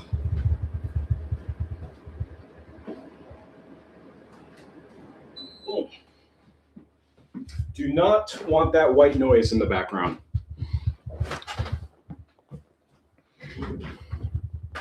I have this sugar right here. It'll help me think. But yeah, I had to move, eat something.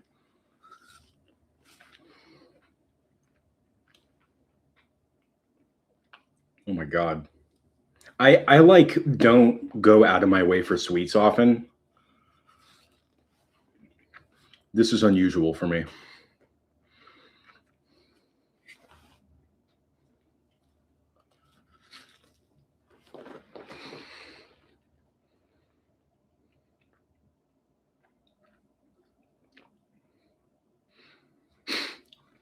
Ice cream flavors. No, it was I was talking about the late 2000s. There were a whole bunch of like movies coming out. There were a lot of studios that were like trying to bank in on what was it? Like Lord of the Rings, Harry Potter, like trying to bank in on that success. So there were things like they tried to Disney got the rights to make a whole bunch of Narnia movies. I think they made 3. Well, it's technically a trilogy. And there was also The Golden Compass, which I liked when I was a kid. Even when I was a teenager.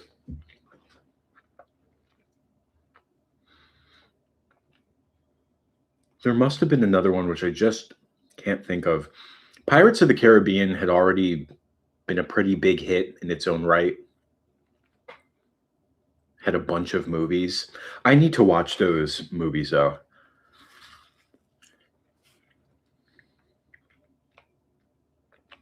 A few months ago when I was filming Brick Bob Films, I was watching the first Pirates of the Caribbean, and it was pretty much like what I expected.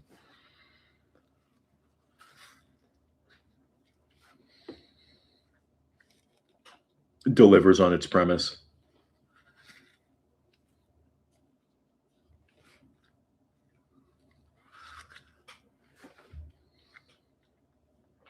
Trying not to get my lips too red.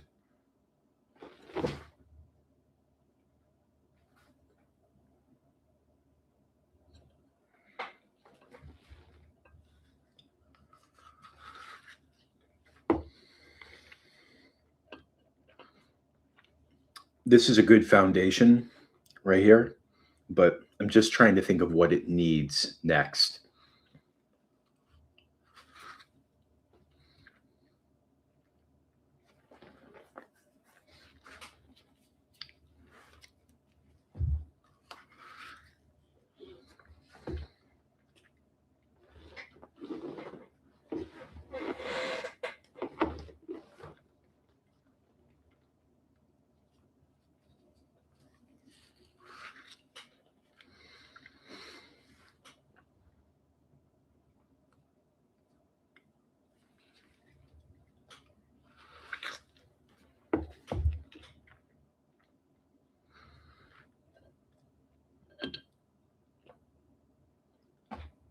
Looney Tunes shorts, like the new ones that were coming out.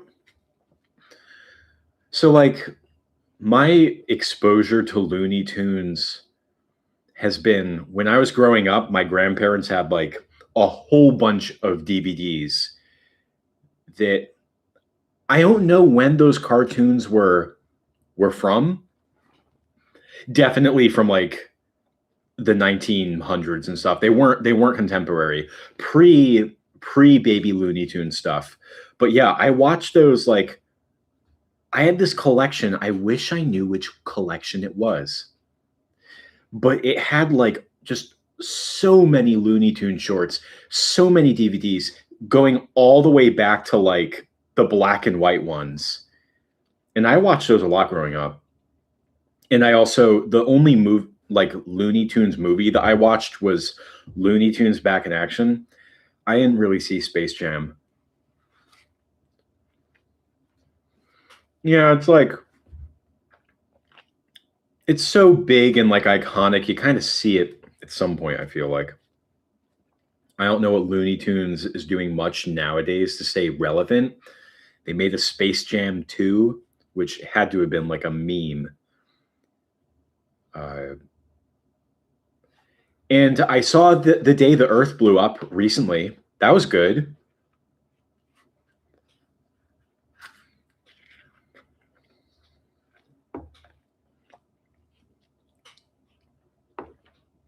Don't know how the day the Earth blew up did in theaters, or if it had. I'm guessing it had a theatrical run. How many of you guys have heard of the day the Earth blew up? Because that was pretty good. I heard that it had like hand done 2D animation. Oh, it bombed. I don't know what kind of marketing it got.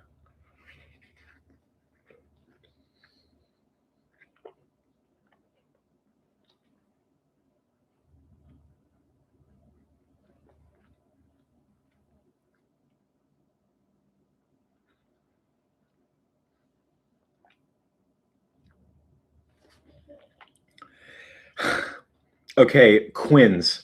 I have a very funny, very, very funny story about the plot twist.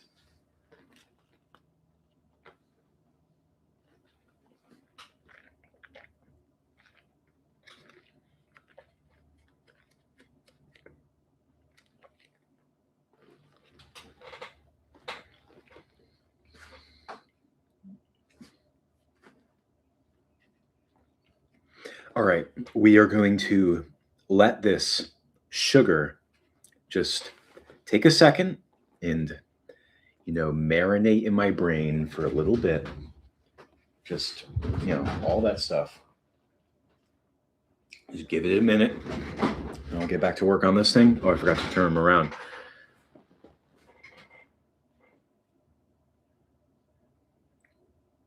Yeah, isn't like the Wile E. Coyote movie like some movie that was supposed to come out like a long time ago, but then it didn't because of like distribution or something like that, or the rights being sold, or just something happened that kept it from coming out. I thought I heard about. But Quinns, so just gonna scoot up a bit. Like, so here was what happened when I was watching The Day the Earth Blew Up. I would watch it again. It was a lot of fun. But once they unveiled, and canceled for a tax write-off.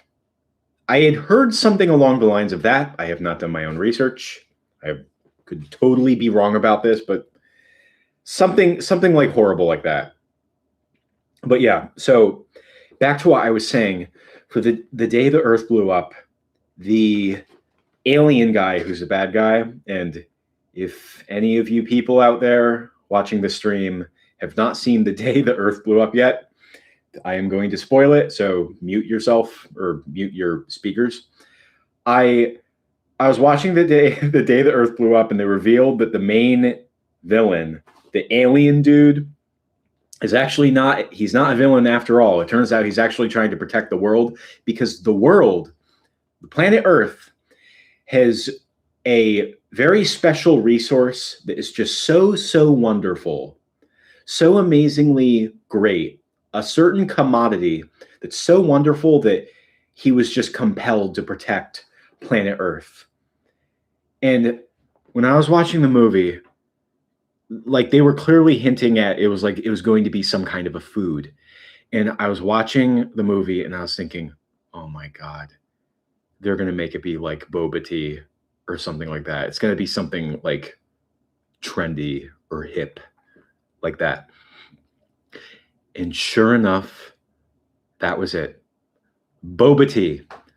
The reason that the alien guy has gone so far out of his way to protect the planet is because he just loves boba tea so much. Now, you guys might think that I'm just extremely smart, which I'm not.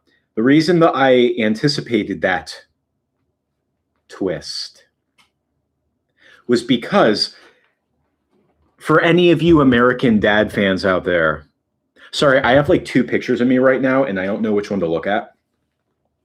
One on my camera, one on my computer. So I'm just going to be darting back and forth. How many of you guys saw that episode of American Dad where Jeff was trapped in the spaceship with the alien species and like they turned it into like a mall or some shit like that? Pardon my language. And there was a moment in the episode where the Emperor is like, what we did at the ship was we took all of Earth's best things and just put them into this mall. And there's a shawarma place, shawarma, like the meat or something like that. And the Emperor is just like, oh, shawarma is just so wonderful. I had to bring it back from Earth. It's the greatest thing ever. And I remember watching that and thinking like, okay, that's weird. It's kind of random, but all right, I guess I'm guessing shawarma was popular. But in recent years, boba tea is just sold everywhere. You know, it's an impulse buy. It's not really a destination place. You can sell it at so many different restaurants, and people aren't really going out of their way to buy boba tea, at least not that I know of. So it's not really a destination buy. It's just like, it's something that it's an impulse buy. You know what I mean? So you just so happen to be at a restaurant. Oh, they have boba tea? Get it. Which is why so many restaurants have boba tea of varying quality. But I saw it coming from a mile away. I was like, they're going to make it boba tea. I was like, that's cute, but oh man, it's going to date this movie so hard.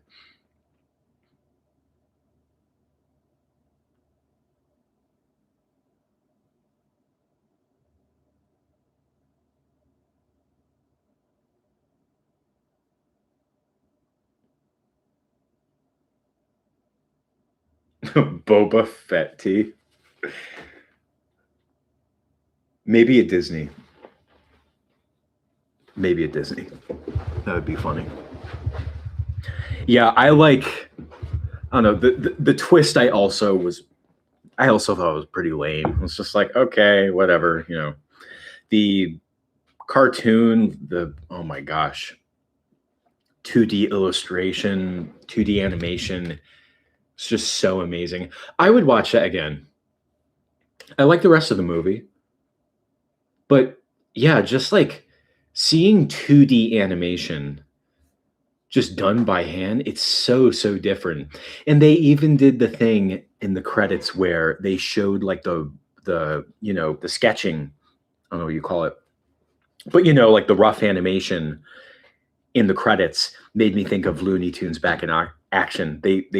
I never forgot that from Looney Tunes Back in Action. But yeah, it was just like, it was so bizarre. I'm trying to picture how this is going to look on camera.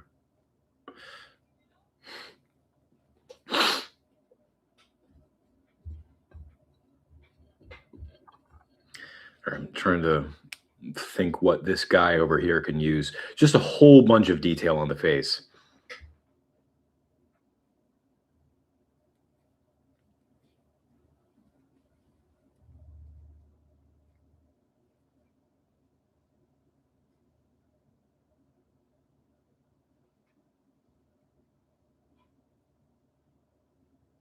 Yeah, I heard that Looney Tunes Back in Action was a big flop.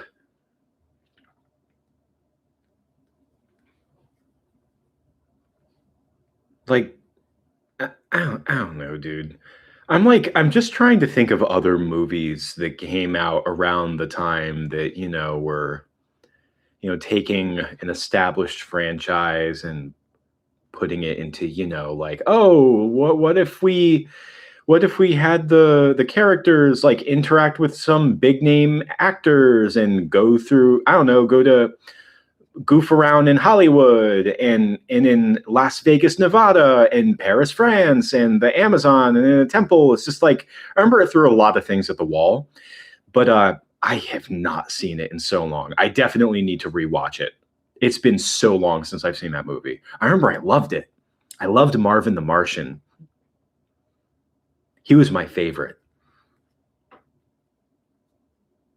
I was like obsessed with Marvin the Martian when I was a kid.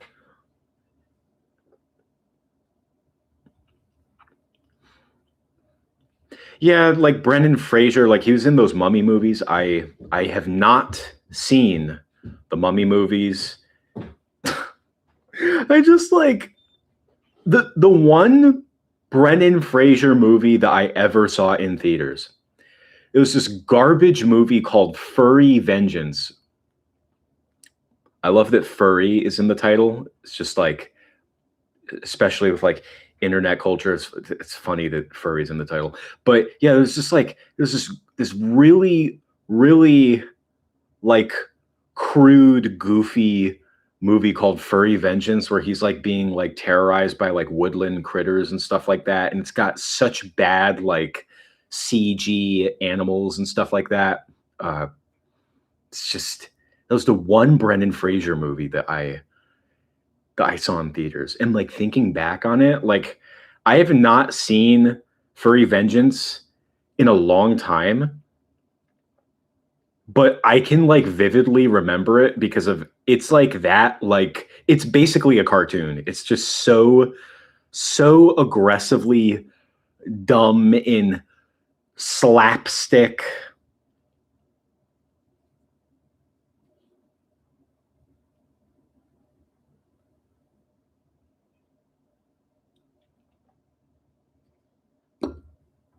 Quite a mix of quality there.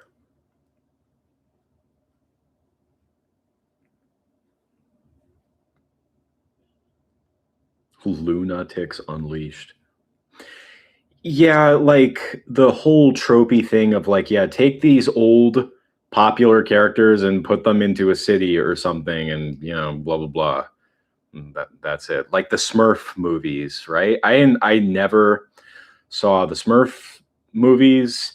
I saw a smidgen of the Smurfs. Like I might have like seen a couple episodes of the Smurfs on Boomerang when I was a kid, when I was at my obscure relative's house. But I was never like a diehard Smurfs fan. Was Smurfs even on Boomerang? I don't even remember. I was like 5. I'm not even kidding. I was like that young. But yeah, it was just like, yeah, they did like a Rocky and Bullwinkle movie where they have them like, I don't know, in live action or something like that. The Scooby-Doo live action movie, I actually kind of remember quite fondly. I mean, it's got some hot garbage in it. Oh man, some really bad CG, but it's definitely, I wouldn't say it's boring. I need to see the Cat in the Hat. I'm genuinely curious if it lives up to the legend. I love that. I love the adjective. The Cat of the Hat, not of the Hat. The Cat in the Hat is a nightmare. I love the Jim Carrey Grinch film. I mean, it's a Ron Howard film, but I love that movie. But I have not seen the Cat in the Hat. I love how, like, from what I've seen of the Cat in the Hat, like the trailer and the clips, the Cat in the Hat, the Mike Myers Cat in the Hat, he looks like the Grinch, just with like just different colors. Like he certainly doesn't look like a cat. He just looks like a monster wearing like, yeah, he just looks like a completely different alien monster creature thing. And the funny thing about the Grinch movie is like it's the same situation.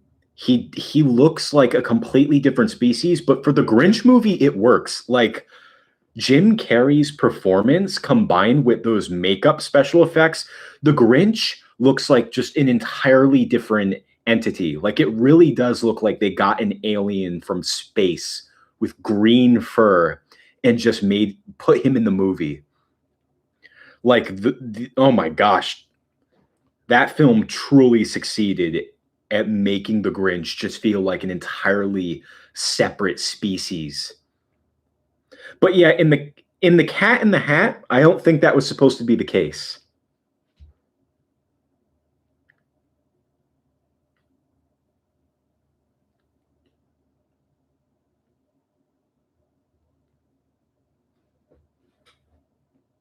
Inappropriate joke. Yeah, even in the Grinch movie, there's like there's weird adult jokes in it. It's so bizarre. Because nowadays you think of like a kids movie and you're like, okay, very baby material, blah blah blah. But like older family movies, I guess you could say, because the Grinch movie was like, I think is definitely meant to be like a family movie. It's something that parents are supposed to take their kids to the theaters to see. It's not like nowadays where like you can have the most niche audiences you want and be able to distribute to them via, all the distribution methods that exist today. But, I think that the Grinch movie, for instance, it came out during a time when entire families were going to the theater. So it didn't matter if it was like a kids movie or not. Movies were generally, I think, made in a way that was palatable to a whole family, because obviously the kids aren't going to drive themselves to see the movie and buy the ticket, Yeah, Anthony Hopkins, narrator.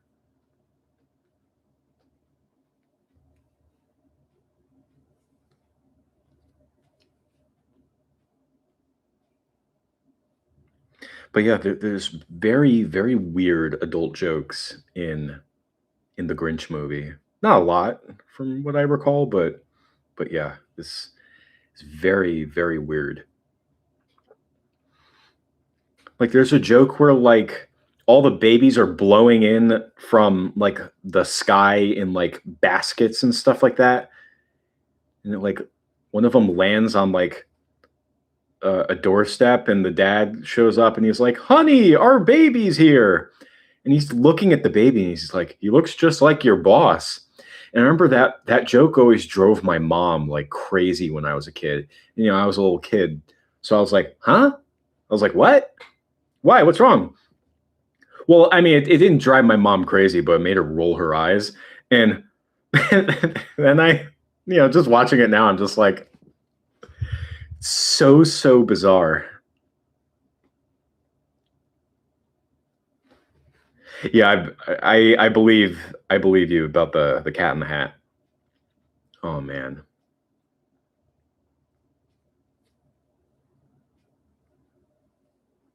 Yeah, you know what? I think I'll probably make the eyes look like very wet and grotesque because I have a gloss finish that I can add to these.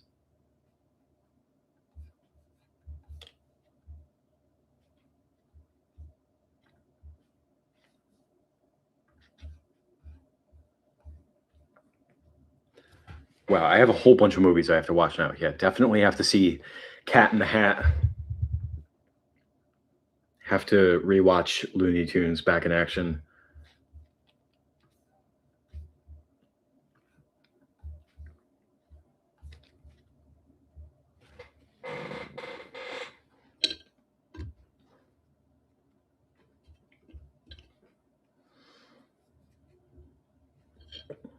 I think I'm just going to start adding some details here.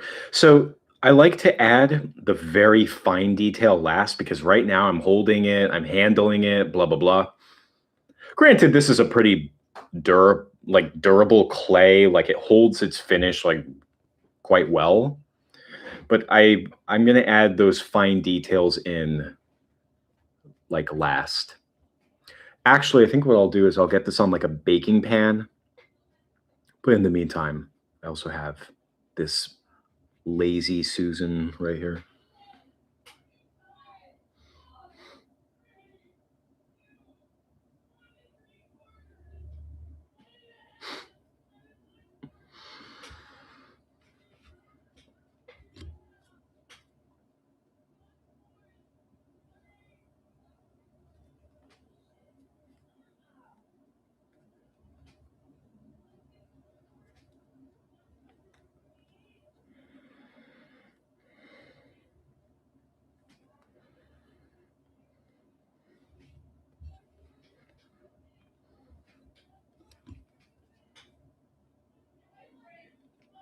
Yeah, I have so much of this clay, and I have a lot of things I want to sculpt.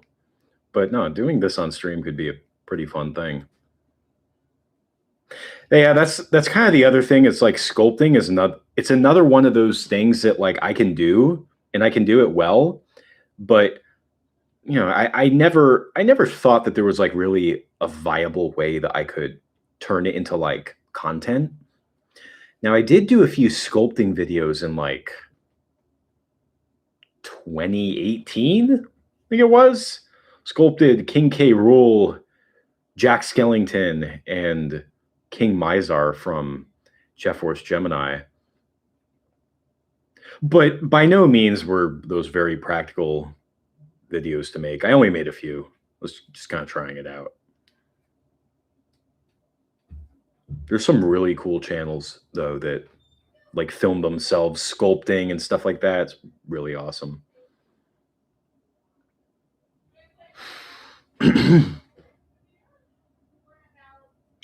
Paris Hilton was in The Cat in the Hat? Oh, what?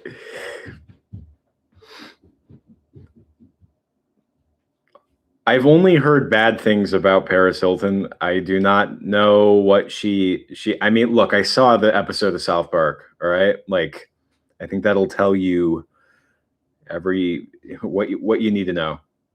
It's like the extent of my exposure to Paris Hilton.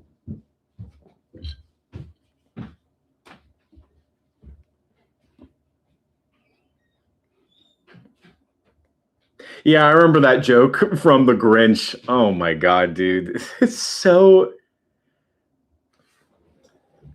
yeah, the hotel. Yeah, oh my gosh. That joke from The Grinch. It's such a weird movie. Yeah, kids or I guess family movies, they were just built different back then.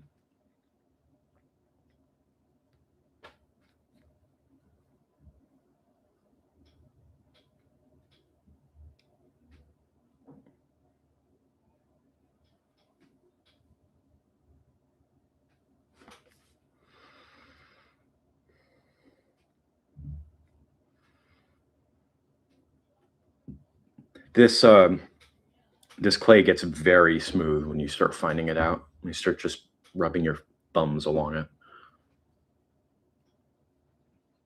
Yep, Popeye has been capturing his portrait has been way easier than I anticipated. Very large shapes.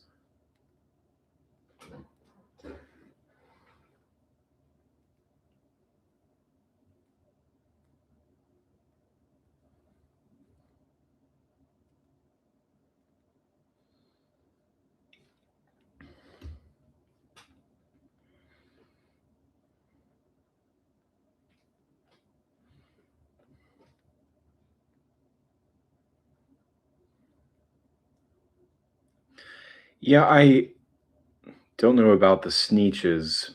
The Sneetches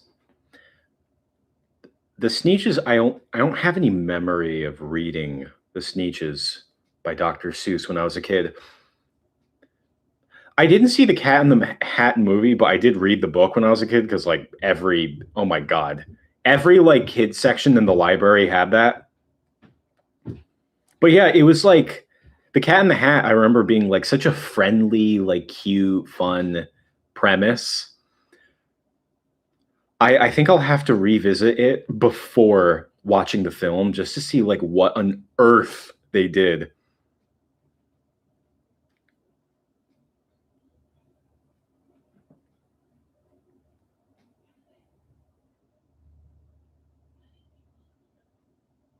Really? Bill Hader? Huh.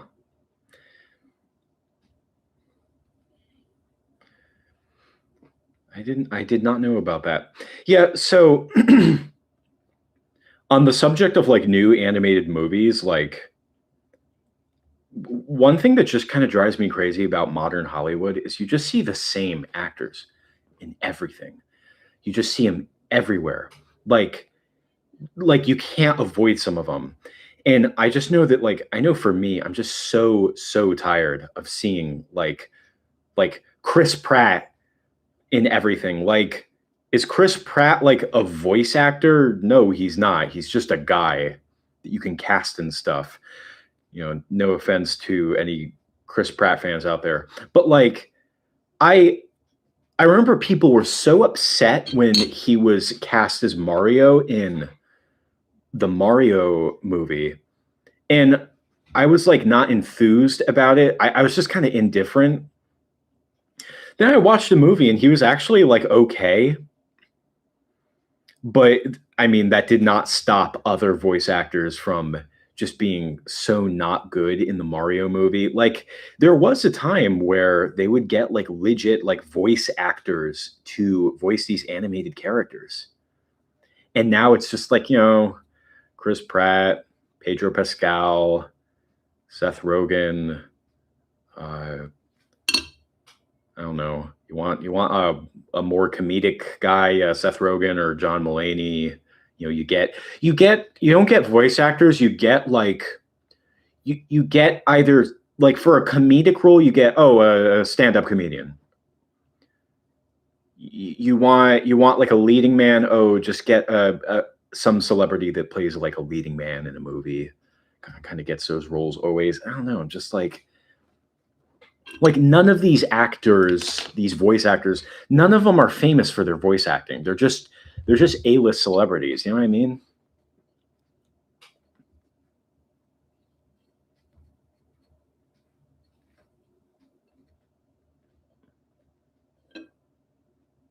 Oh, he played Emmett in the Lego Movie. I didn't know that.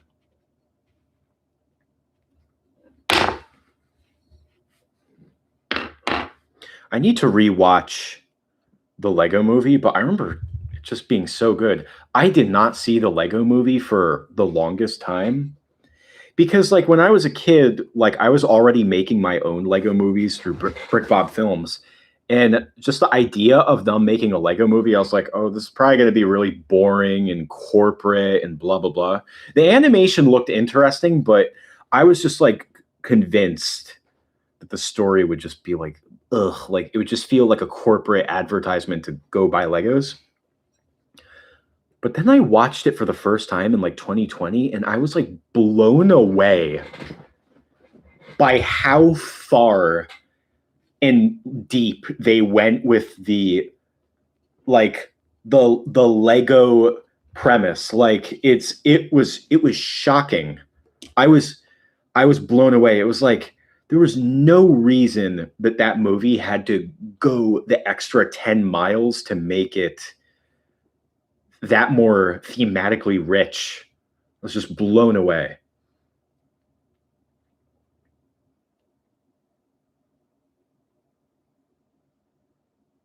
Much harder. I don't know what that means. I didn't. I never saw the Lego Movie too. They did make like what, like a Lego Batman movie, Lego Ninjago movie, but I never really heard anyone talk about those. Like Lego just has a octopus grip on so many intellectual properties. It's just like, if anything, I would assume those would be not very good.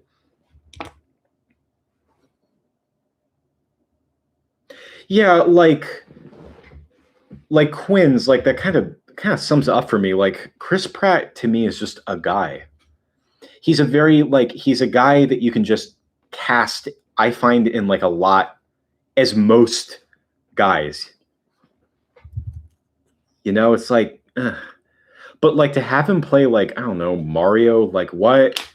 To have him play Garfield, like what?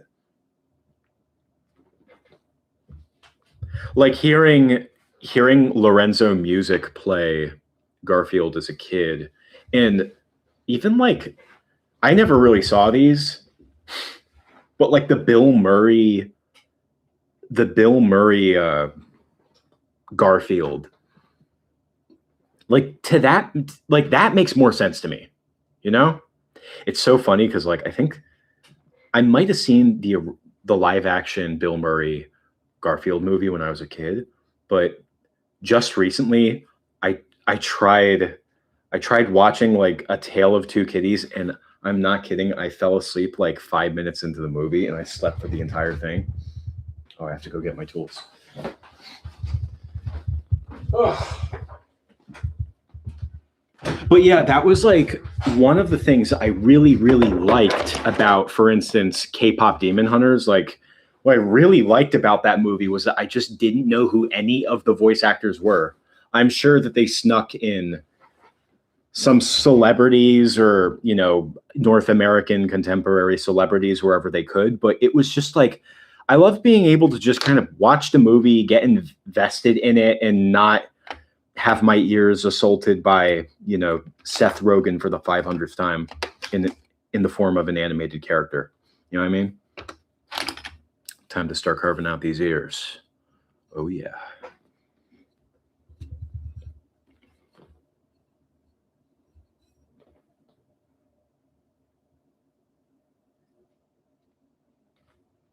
the first movie you ever thought was bad. Trying to think if I could remember the first time, like when I was a kid, where I was like, I don't like that movie. Wait, where's my cooking pan? Oh, there it is. I have to get up again.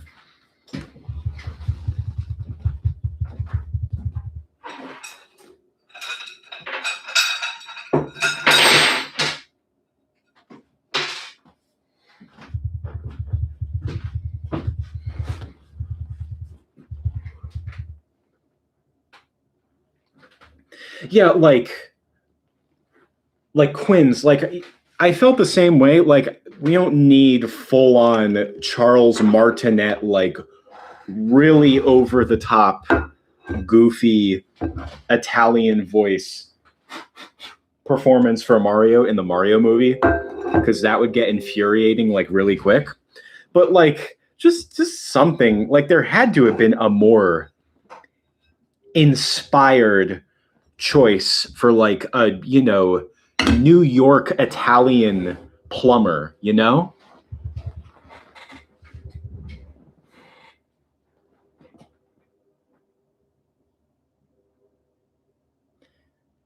Like you could have, oh my gosh, you could have gotten Jack Black to voice any of the other character any of the other characters in the Mario movie other than Bowser, and you know that he would have done something like very brilliant with every voice. Like if he was Mario, he would have embodied Mario the best he could have. If he was Luigi, he would have done it. If he was Donkey Kong, he really, really, really, really would have done it. But I mean, I have no problem with him being Bowser. He was amazing as Bowser. Bowser stole the whole show in the first Mario movie. He's kind of a letdown in the sequel. But yeah.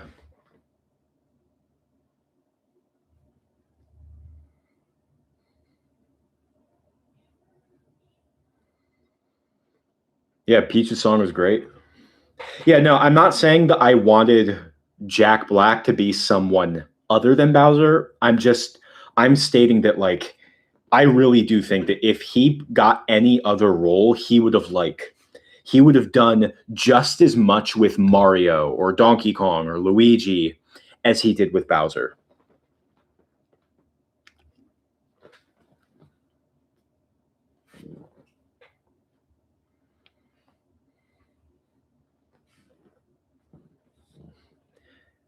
Yo, what's good, Rocco? Good to have you. Good to see you still here. Yeah, thank you guys all for chilling. We've been going for about 3 hours now.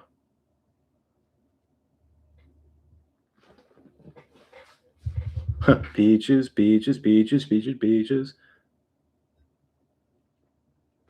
Yeah, just like, oh my gosh, I don't think I can.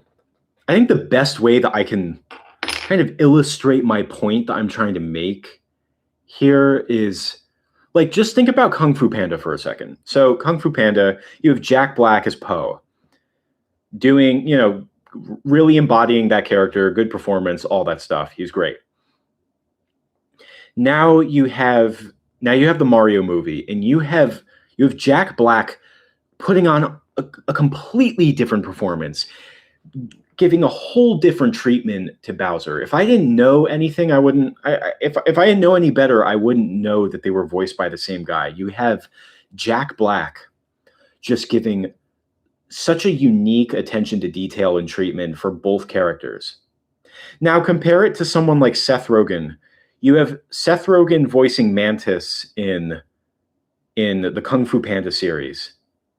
Very small insect.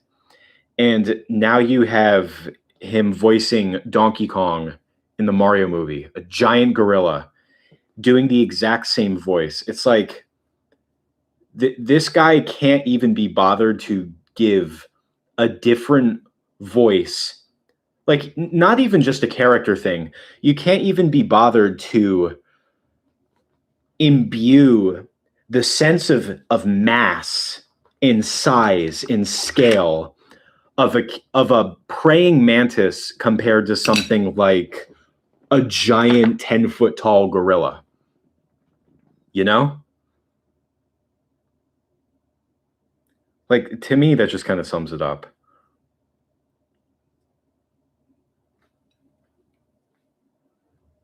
Yeah, I think I've talked about this in stream before, but I think the popularization of just get celebrities to voice animated characters, it must have been DreamWorks, I think. I mean, it definitely happened occasionally before, but when DreamWorks came on scene, they really, really, really, really just star-studded cast for every film. Oh my gosh, like Shark Tale, for instance. Every like Shark Tale, Ants, every voice in that, every voice actor in those movies is like a huge A-list celebrity. Now, at least in something like Shrek, it kind of plays into the whole like deep satire of the Shrek universe. Oh wait, Core, what's up? We are working on this portrait of Popeye, who will be featured in the Popeye project that we have coming up soon. It is almost done. So I'm sculpting this out of polymer clay. It is going to be baked. It is going to be painted.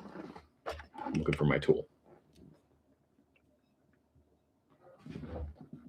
Did Aladdin have a really big star-studded cast? I know that Robin Williams was in it. And I know that like Mulan had Eddie Murphy as Mushu. But I don't like when, from my personal experience, like when every character was like a big celebrity, that I remember it was really like DreamWorks, I feel like, that popularized that. And you know what? It's like you would have Robin Williams doing like voice acting and stuff like that, even though he was a screen actor. But Robin Williams was a really, really, really, really, really, really good voice actor and character actor. So Robin Williams is kind of different. He can do both. Also, he does voices very well. Yeah, Robin Williams gets a pass. I mean, he was a really, really good screen actor, don't get me wrong.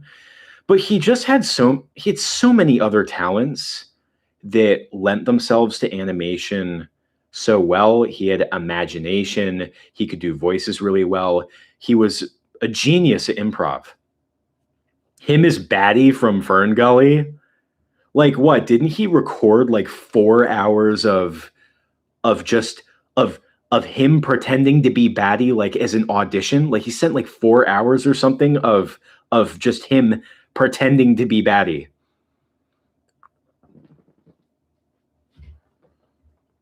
Before he even got the role. Like, what?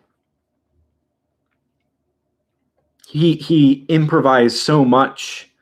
He had such imagination that like it was so, his imagination just came through in his performances, and it lent itself to animation very, very well.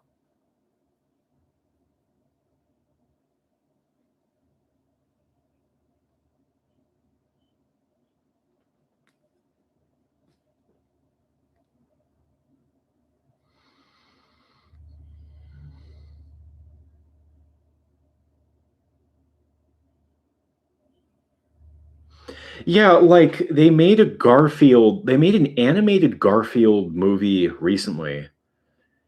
And I was like, "Oh, okay. Awesome." But like they got Chris Pratt to play Garfield. Like it's such a horrifically dull, uninspired choice. Like once again, like, oh my god, Chris Pratt, he just sounds like a guy. Like Bill Murray, that I feel like is a very inspired casting choice. Not that Bill Murray's a voice actor, but he really embodies, like, I do think that Bill Murray's like a, sarcastic, lazy, smart mouthed, quippy character. Like he's good at playing people like that. I don't know. I feel like that's an inspired choice for Garfield. I did not see the new Garfield movie. Maybe it's good. Maybe Chris Pratt did a lot with the character. I do not know, but I'm just like not really giving him the benefit of the doubt.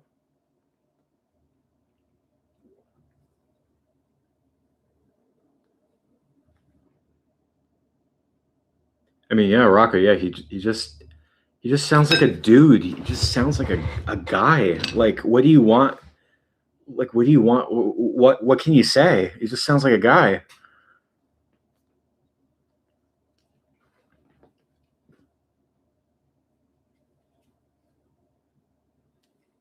Trying to figure out how I can make this add some more anatomically correct detail onto Popeye's face here. It's going to be a little bit. Buckle in, everyone. I have to work on this freaking ear. Book of Mormon. Now, I haven't properly watched Book of Mormon. I saw what they performed at, what was it, the Tonys? I've seen clips of it, but I need to give it a proper watch. I'm a huge, huge fan of Trey Parker and Matt Stone. Absolute geniuses.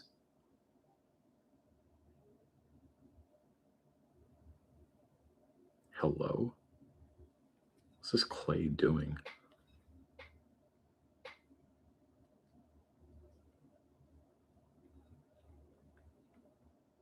Yeah, oh man. I feel like the big celebrities of the future that are going to be cast in movies and big projects and this and that are probably going to be like, I don't know, internet celebrities or something like that. I mean, like what, in like 20 years, like how long is it going to be until we get like, another remake of like, not another remake, until we get a new adaptation of Garfield as a feature film, and they get like Mr. Beast to play Garfield, I should play Garfield. At least my name is Lorenzo, like Lorenzo Music. So there's some obscure nonsensical reference there to Lorenzo music.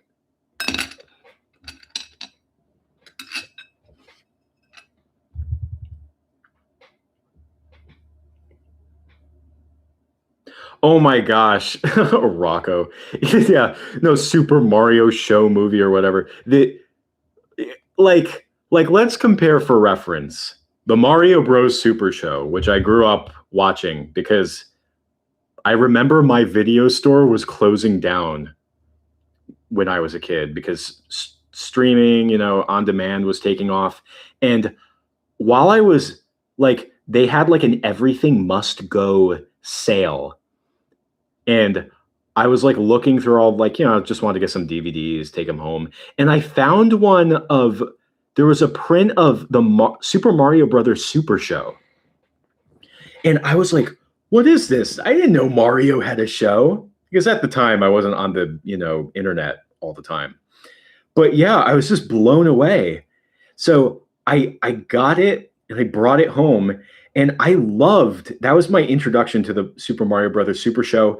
I loved that show. And the voices for Mario and Luigi were like they were pretty inspired. Like what Captain Lou Albano as Mario, his voice was so silly. Like I come from an Italian family, and I'm like, yeah, this is what like an Italian dude who looks like this would sound like.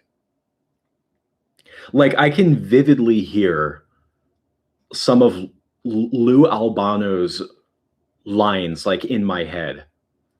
I remember the first episode, like one of the first episodes I ever saw was the one where they're making the hot pepper pistachio ice cream, some ridiculous fictional overly Italian recipe. And I can still hear Lou Albano being like, it's the special new dessert, just like you're looking for Queen Rotunda.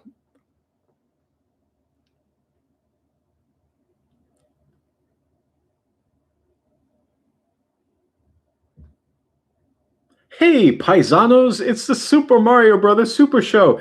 Oh my God. It's so amazing. I remember watching the Mario Bros. Super Show. Like I had no clue what was going to happen going into it. And then that intro happens. And then I see Lou Albano and the other guy walk onto like a blue screen dancing to the music. And I'm just watching like, what on earth even is this? Remember the credits to that show where it's do the Mario swing your arms from side to side, and you have Lou Albano just dancing on a green screen and just being popped in different parts of the background, just jump cut. Oh my gosh. Like that show is bad, but it's like good bad.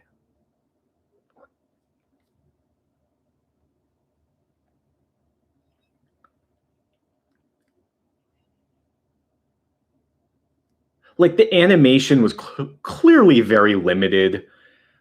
I remember always having to skip through I would skip through the live action segments because, I was a kid. I just wanted to see the cartoons.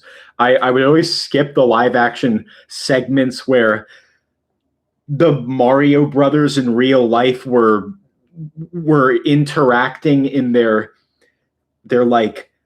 big sitcom set, and they would always have like a special guest celebrity appearance by some celebrity from an 80s show that I've never heard of. Like you know what? Like, oh my gosh. Skipping through the advertisements that they would have for the latest episode of the Legend of Zelda show.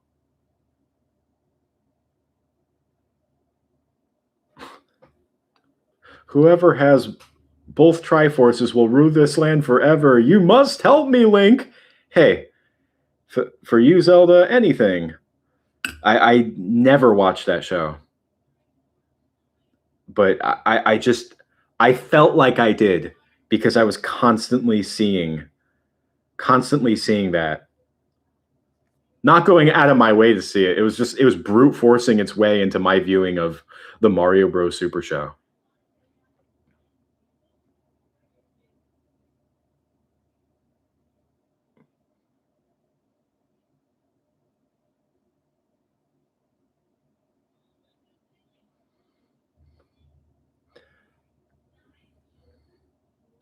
Never heard of that show, Inkspot. I never watched any of the Sonic shows. I wasn't a Sonic fan growing up. It wasn't my thing. I was a Mario kid.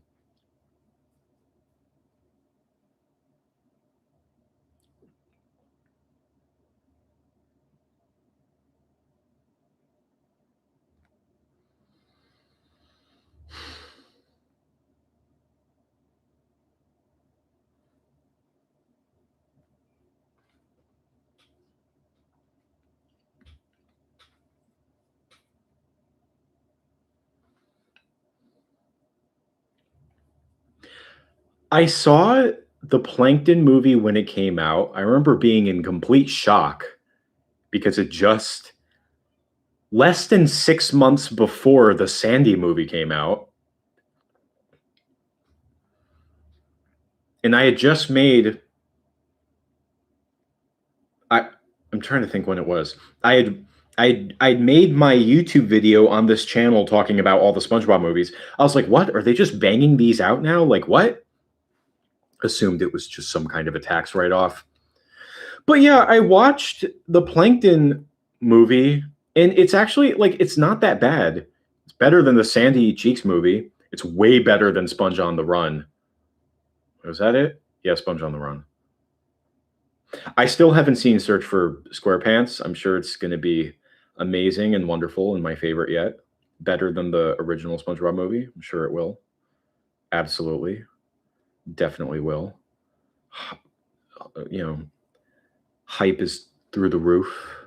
Expectations are really, really, really high.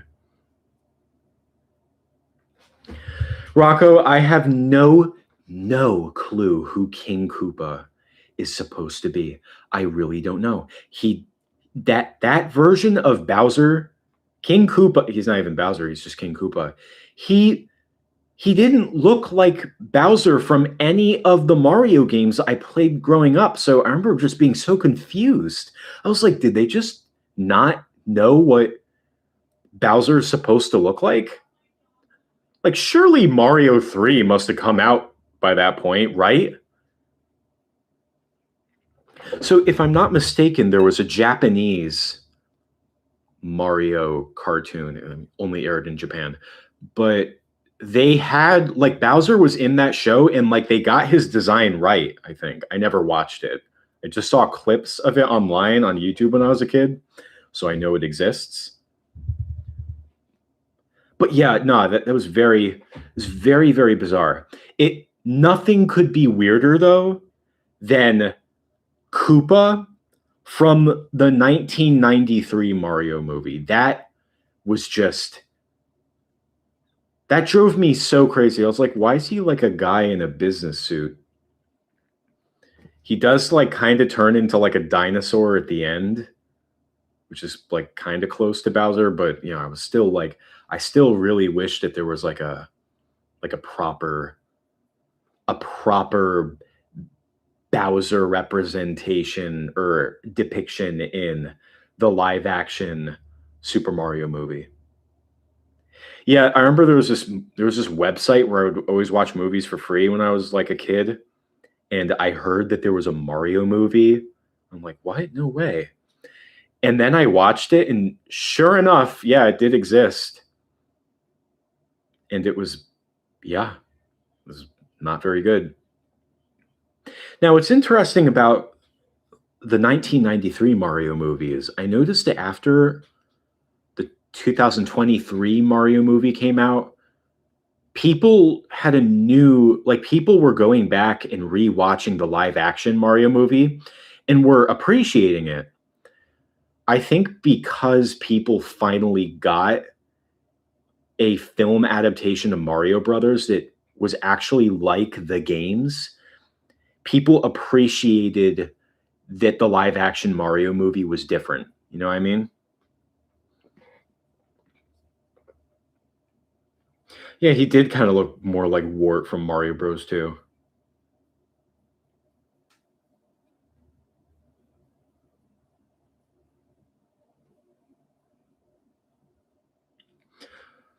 Oh my god, yeah, the Goombas were so unbelievable looking in that movie. There were Koopas too. They were built just like the Goombas, except they just had like little dinosaur heads, right? Yoshi showed up.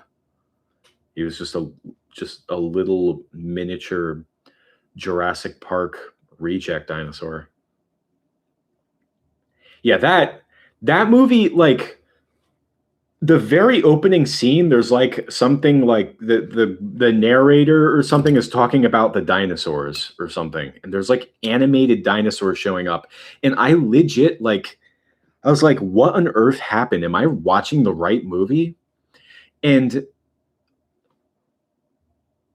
like throughout the whole movie, it's so loosely based on on the Mario Brothers series that like I was always this close to clicking away, but then there would be like some reference to the games that would make me stay and be like, oh, okay, so I guess this is a Mario movie, right? Right? Like, oh my gosh, it's very strange.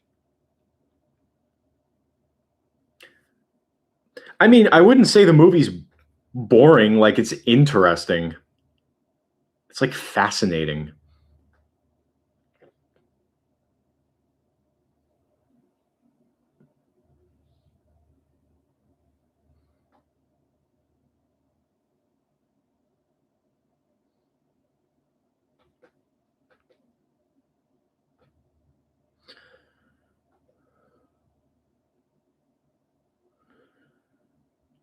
Yeah, Jacob, I don't know if you've seen my video where I talked about the Mario, geez, my brain's all mixed up, where I talked about the SpongeBob movies, but yeah, that's the thing. Like the animation is good. Like I like the animation. You know, it's bright, colorful, distinct.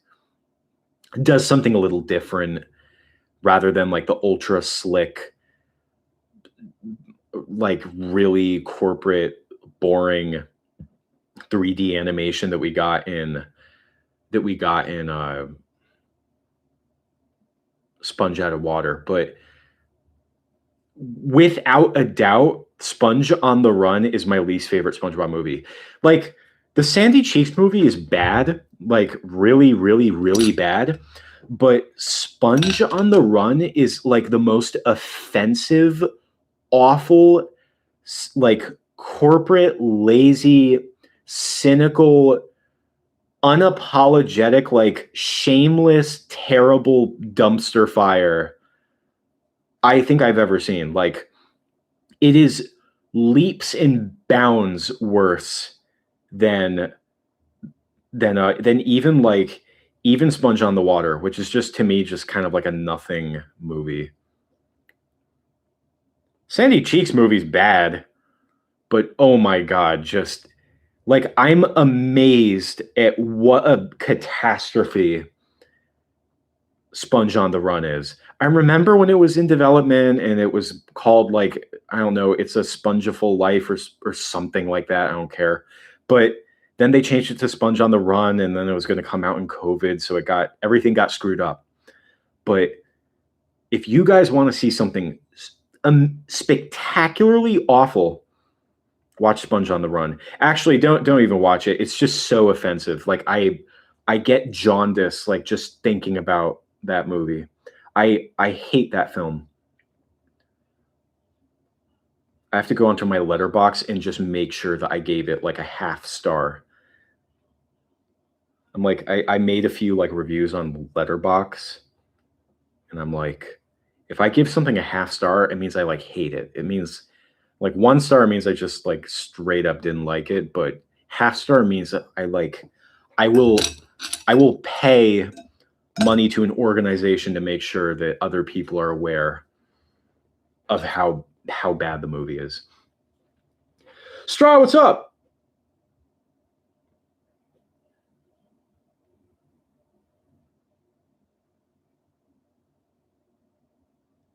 Yeah, we're talking about movies here. Mario, SpongeBob, but yeah, no, we were talking about Mario Bros. Shows, Mario Bros. Movies. Shoot, there was there was a good reanimated collab of, I think, the episode Mama Luigi from the Mario Super Mario World show, but I wasn't in that project. I didn't know about reanimated collabs at the time, so I wasn't in it. I definitely would have done it though.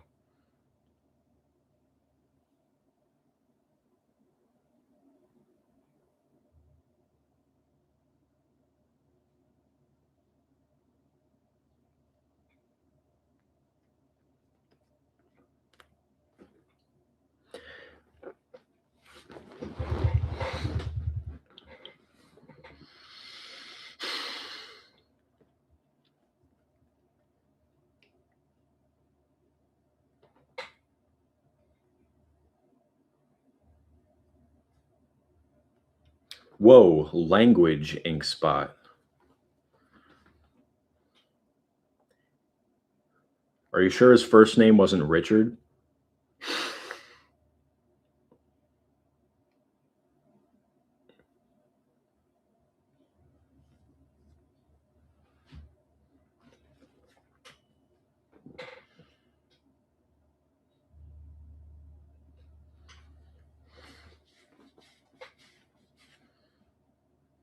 Thank you guys all for being here. Been going for 3.5 hours, but yeah, no, we're getting some excellent progress in.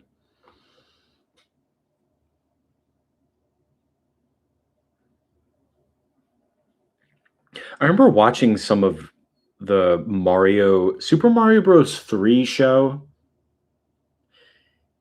and the Super Mario World show, but I really, even when I was a kid, I missed Lou Albano and the other guy, I don't know what his name was, as Mario and Luigi. I think they did an okay job at reimagining what Luigi's voice could sound like in those other shows, but Mario, I think they kind of struggled with.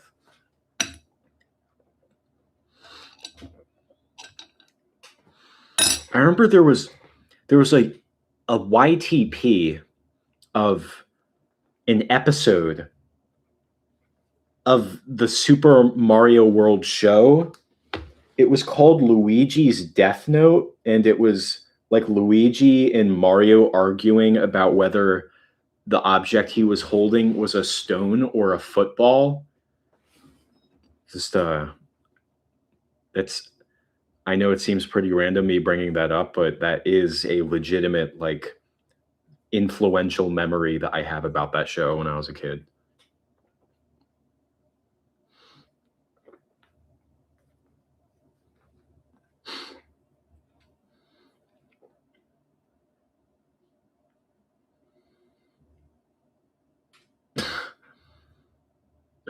Why are there no continues? Why?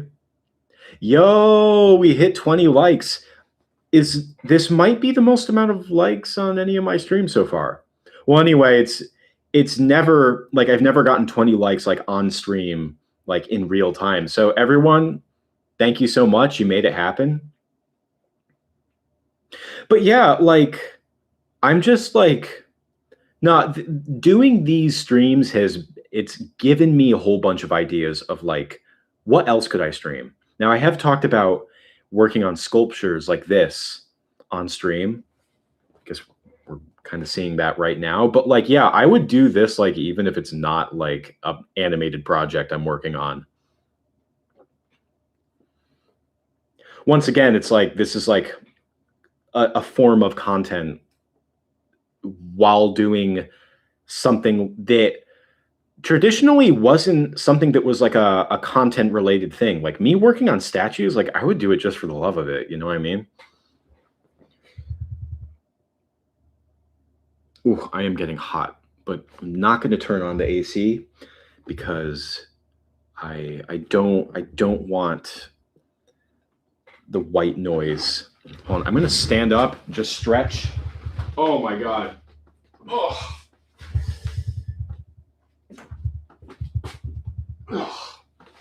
jeez.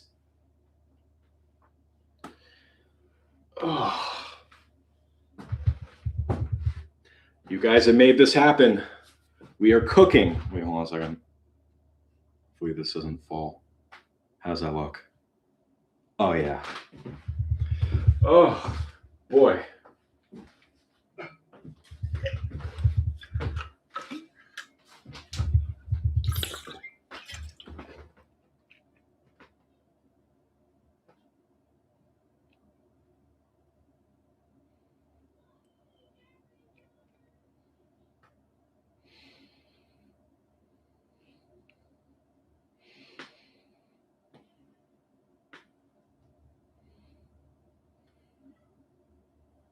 Oh, wait, FNAF 1? Are we talking about the movie?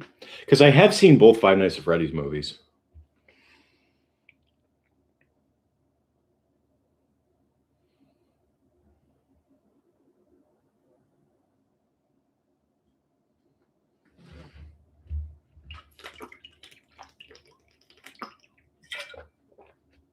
A thousand pardons for my sipping. That was grotesque.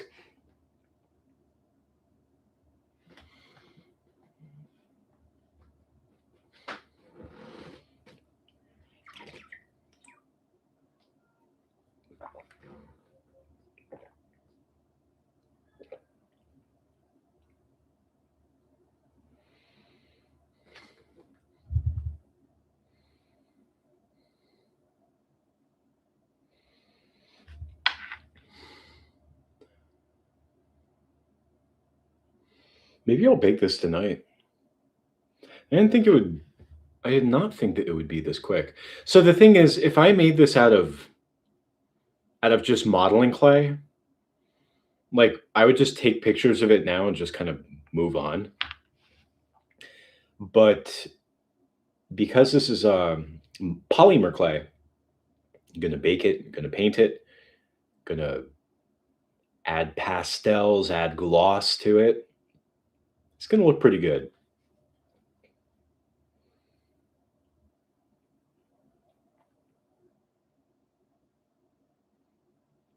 Jacob, thank you so much. Yeah, I personally liked FNAF 2, the Five Nights at Freddy's 2 movie, better than the first one. I don't really like. I mean, hold on a second.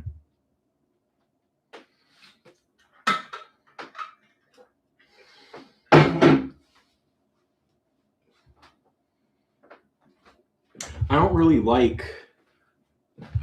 the Five Nights at Freddy's movies at all. Like, I just think that the story is like extremely boring. But I felt that the Five Nights at Freddy's 2 movie was just it I felt like it gave more of like what you show up for. It had more animatronics, had some, more dumb action, had some more dumb set pieces and stuff like that. More animatronics. Five Nights at Freddy's 2, you get the toy animatronics that time. I just thought it was better. The first one was just kind of boring. Like, the second one's also really boring. But I feel like those movies really know their limits and they're not shooting for the stars. Pretty thin story and, just. But yeah, the practical effects, though, what you were mentioning was like in the Five Nights at Freddy's 2 movie, and I'm talking about Five Nights at Freddy's 2 because it's the one that I saw the most recently, but like the effects in that movie, like the practical effects look so good. Like I legit could not tell if they were like real or if they were CG. Like if they were practical, they looked amazing. Like I have nothing to add to that. Like they looked great. I love, more like work being given to the creature shop for Jim Henson and stuff like that. No, it's just great. I love seeing that kind of stuff. Let's think about let's think about this. Like, Five Nights at Freddy's is getting film treatments. They could so easily just be hastily thrown together and they would probably make all the money that they could want. But like, to see that level of quality is being thrown at something like that, despite being a video game franchise, despite, not even not succeeding at a lot of other things, like it warms my heart. Really warms my heart to see like the practical effects and stuff like that.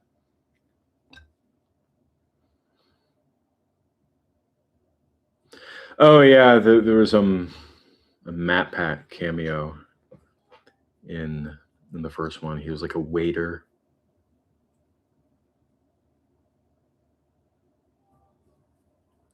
Yeah, I heard about like the last Airbender movie, and yeah, there was a big like it got leaked and someone got arrested. Yeah. So here's the thing. So I heard about the last Airbender when I was a kid, but I never watched it because I didn't have TV. I didn't see it until COVID.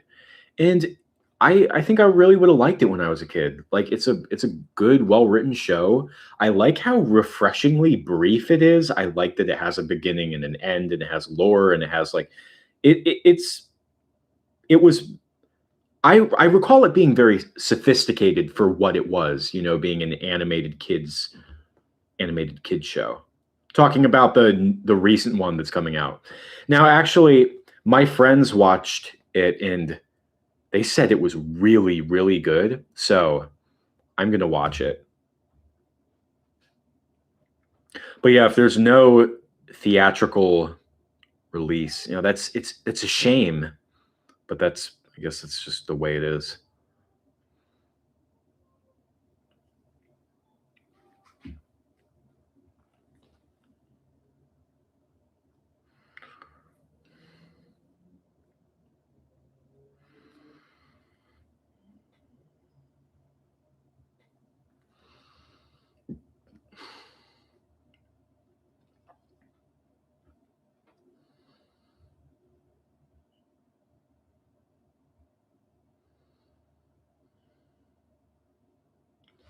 Yeah, like yeah, Straw, it's like the first Five Nights at Freddy's movie, like I think both of them, like the story is just so boring.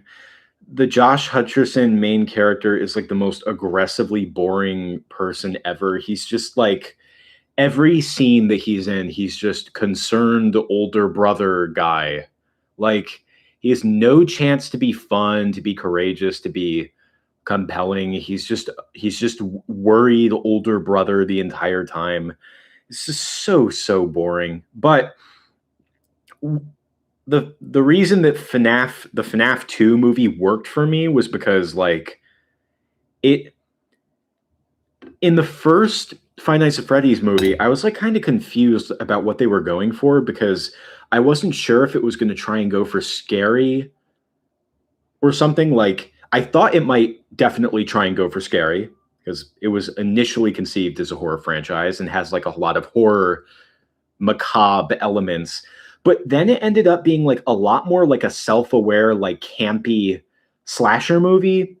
But then like I think at the midpoint or something, I don't remember when it was, it like then pulls like a hard left and then it suddenly tries to become like charming where the animatronics are like making a fort with the little girl, and I remember just seeing that scene and being like, what am I supposed to feel?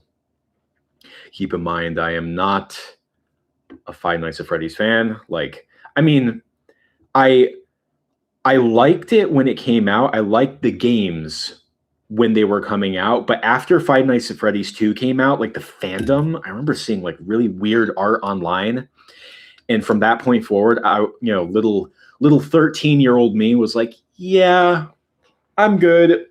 I'm not gonna touch this. I'll watch Markipliers play the other games that come out. I'll watch him play it. But other than that, I'm good. And yeah, that was kind of it for me.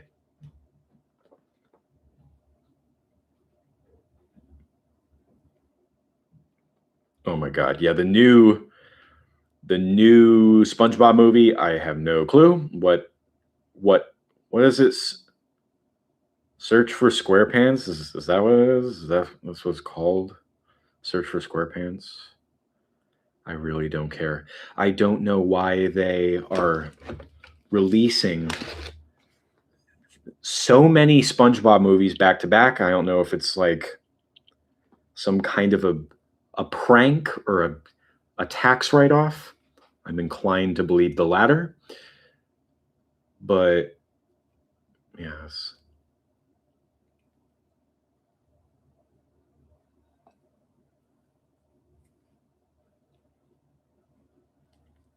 Yet Straw, that is a noble proposition, but I regret to inform you that I really don't think Scott Cawthon is in this chat, in the stream currently.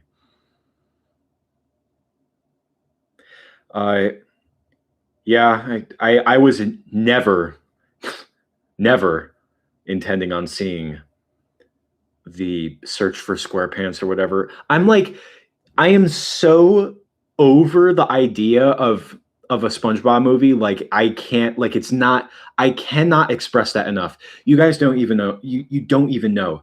The first SpongeBob movie is perfect.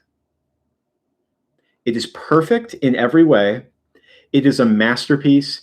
It is like so unbelievably perfect at what it's trying to do. They just never needed to make a SpongeBob movie again. They really didn't. But they do, because it's just, it's too much money being left on the table, right?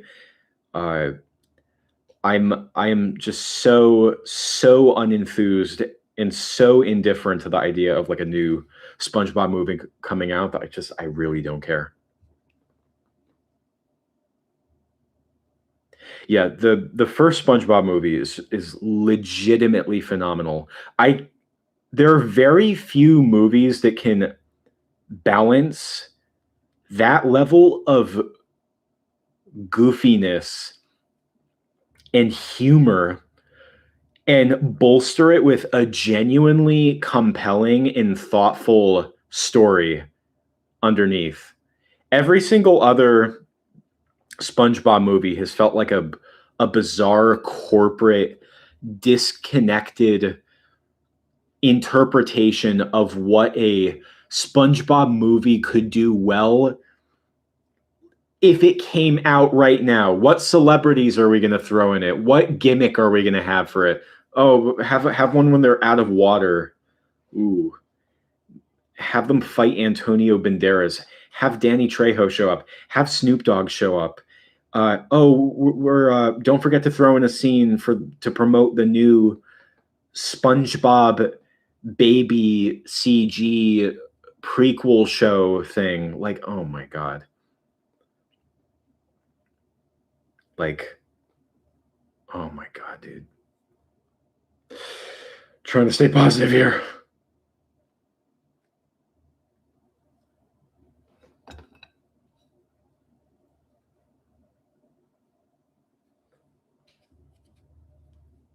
Yeah, I don't know how I don't know anything about how Nickelodeon keeps up with the times.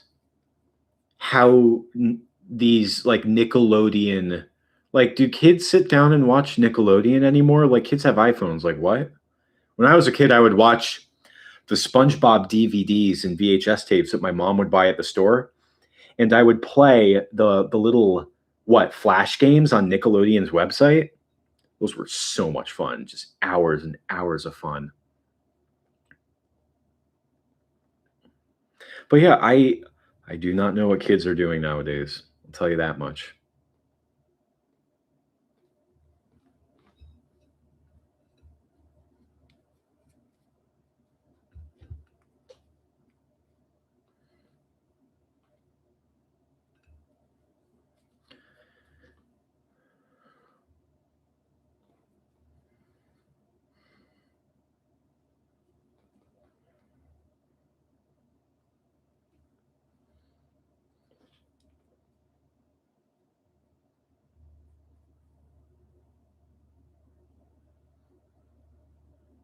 Wasn't the what Sponge Out of Water? Wasn't it like written by Steven Hillenburg or like directed by him or something like that?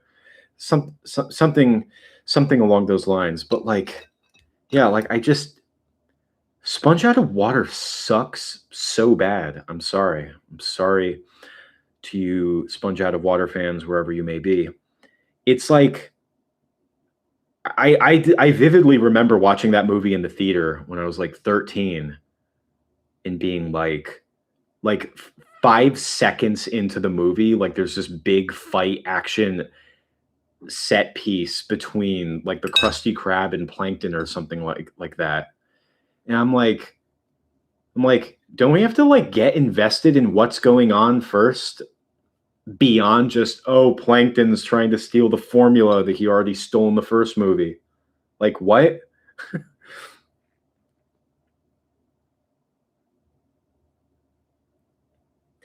Yeah.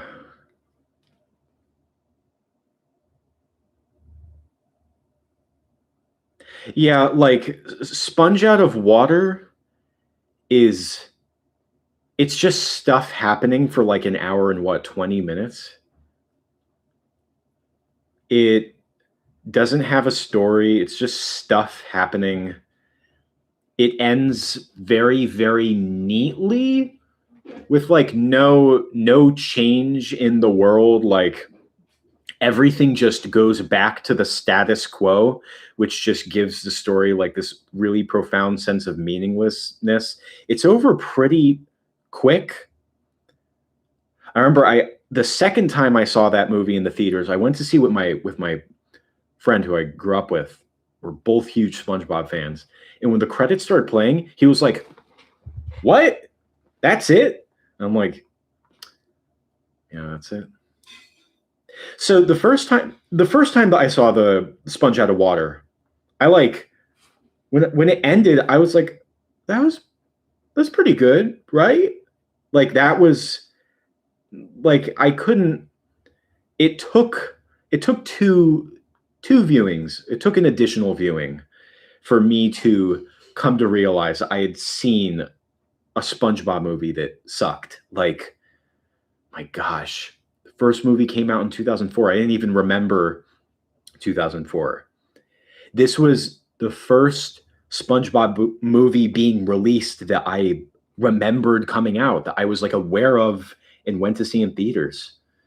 And it was just, yeah, it wasn't good. Such a pity.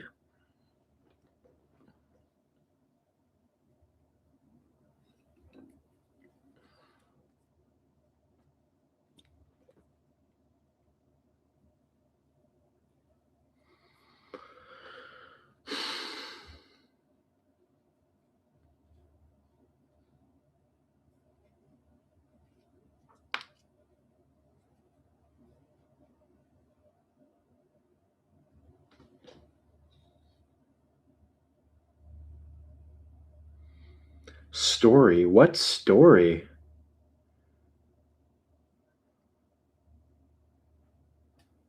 Oh yeah, that's the other thing.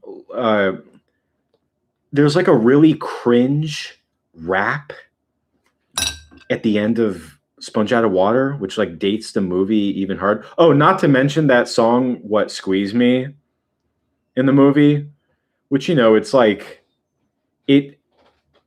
I mean, it's not, I guess, a bad song, but it's like it just once again, it's one of those elements that just dates the film pretty hard.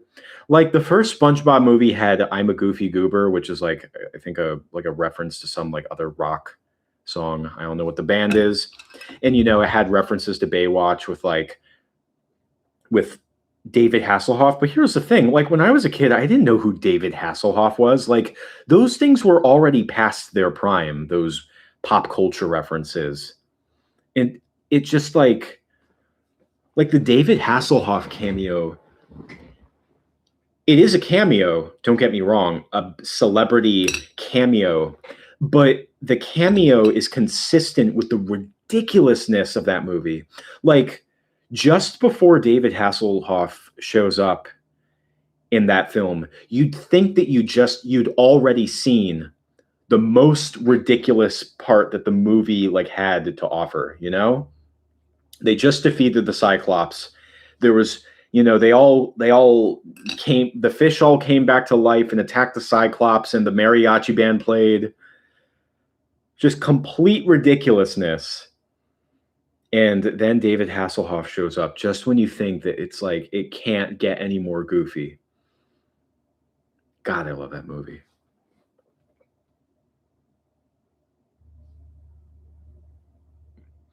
Oh, that's cute about the Rugrats movie.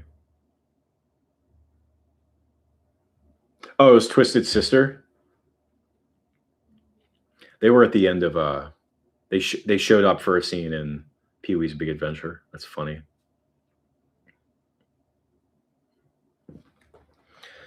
All right.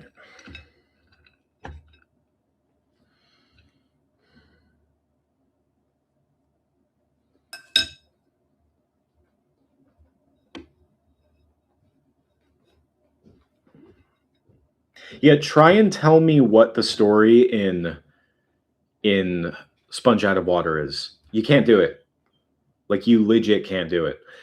Like, the story is that like the whole world goes crazy and you have SpongeBob and Plankton. They have to become friends. And really, I guess the threat of a story they have is that Plankton needs to learn about teamwork and friendship. But it doesn't, like, then they just get to the end of the movie and Plankton goes back to stealing the Krabby Patty formula anyway. Like 5 seconds after he's like, "Oh, you were right. I needed friendship and teamwork the whole time." But then right after he goes back to stealing the Krabby Patty formula. It's just like, okay, what's the point of everything? It's so dumb. It's just so stupid. Oh, you guys, the SpongeBob movies, they'll crush your soul. They'll do it.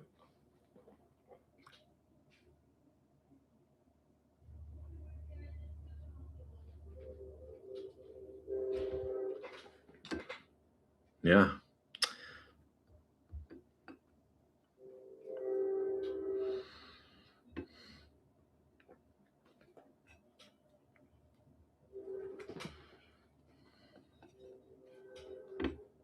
Oh yeah, Popeye should probably get another ear. Might be a good idea. I just realized. Oh boy. Yeah. It's fine. I'm still working on him. I just, Popeye, you don't normally see his other ear, right?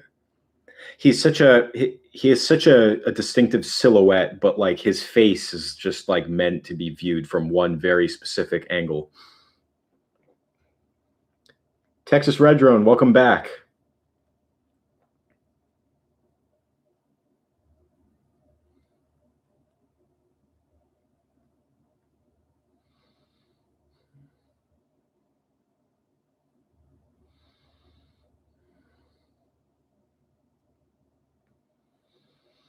Yeah, like was was Scarlett Johansson big in 2004? I know I was talking earlier about how like they're constantly getting celebrities to voice these animated characters in movies. But yeah, was Scarlett Johansson big then? I mean, she definitely got big in the 2000s. But I don't really know what her career trajectory was like and where she kind of was in 2004. But yeah, no, that's fun that she played Mindy.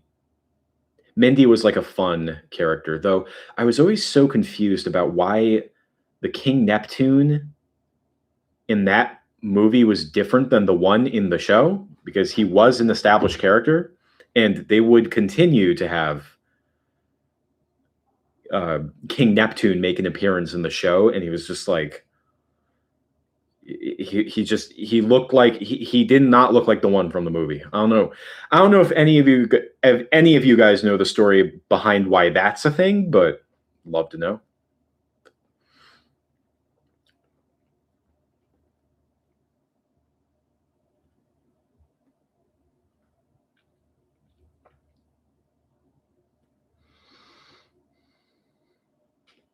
Lost in translation.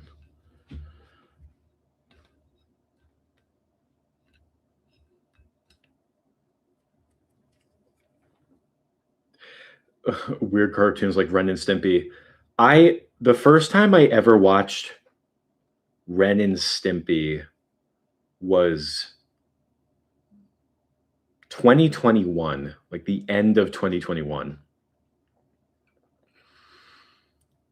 Me and a friend were snowed in an Airbnb, like in the mountains, and the Airbnb had like a subscription to Paramount Plus. That was actually the first time that I watched Sponge on the Run. But I also watched Ren and Stimpy because he like did art too, and his art style was like reminiscent of Ren and Stimpy, but I never saw the show. So I was watching it and oh my god, it is like I mean, I think James Rolfe, angry video game nerd, said it best. It's like Looney Tunes on crack. Like it is like one of the most unintentionally terrifying and unsettling shows I think I've ever seen. Like there's so many elements about it which make it so scary, and like I know that it's because like the animation was on a limited budget at the time because it was like one of the first Nicktoons or something. So the funny thing about Ren and Stimpy is like I had heard it was one of the first Nicktoons, like before Nickelodeon was like throwing serious money at cartoons. And like because of that, you have usually there's only just Ren and Stimpy on screen. Like there isn't like a whole lot of animated characters moving all at the same time. You know, it's on a budget. Budget is limited. So you usually have Ren and Stimpy, just the two of them, all by themselves on static backdrops. The backdrops are very empty and like watered out and washed out. And another budget friendly move that they made is that like a lot of the music is like by classical composers that have been dead for a long time. So you just have this weird combination of like this incredibly hyper expressive, grotesque animation, like these animated characters.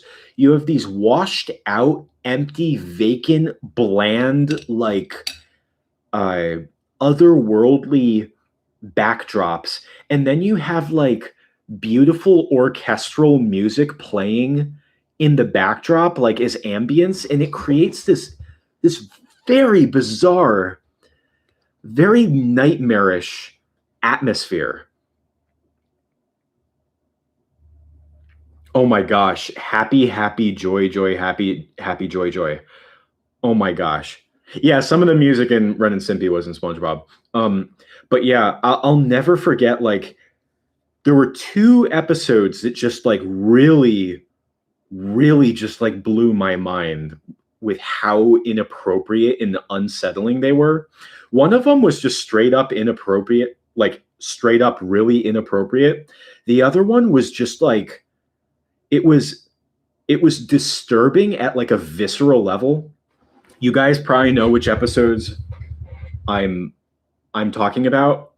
The really inappropriate episode I'm thinking of is the one where Stimpy is getting like fan mail and Ren gets jealous.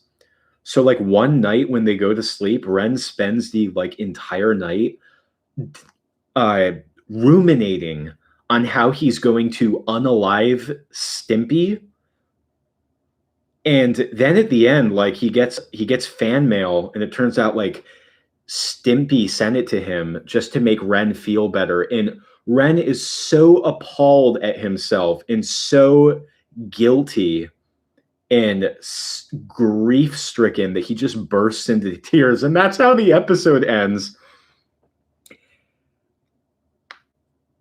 And yeah, then the other episode that was just like profoundly disturbing was the one with the yeah, happy, happy, joy, joy. Like my friend was like, oh, this episode this episode's like really messed up. I'm like, okay. And yeah, it's the one where what's Ren is just really depressed. So Stimpy gets him like the hat that makes him happy. And like you can see like the muscles in his face involuntarily contract and break into a smile like very violently. My gosh. I don't know what I would have made of that show if I saw it when I was a kid. Really don't know.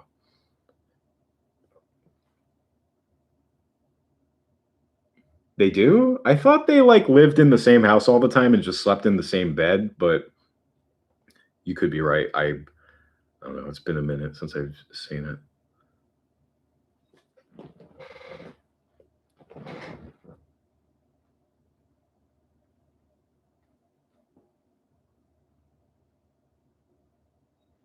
Probably going to call it soon because we are approaching 4 hours. But no, I'm enjoying talking to you guys.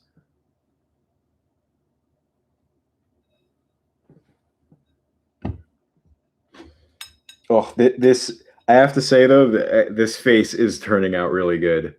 Speaking of Ren and Stimpy, this is turning out pretty Ren and Stimpy-ish.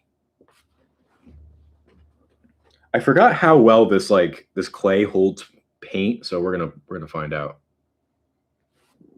Inkspot, thanks for dropping in.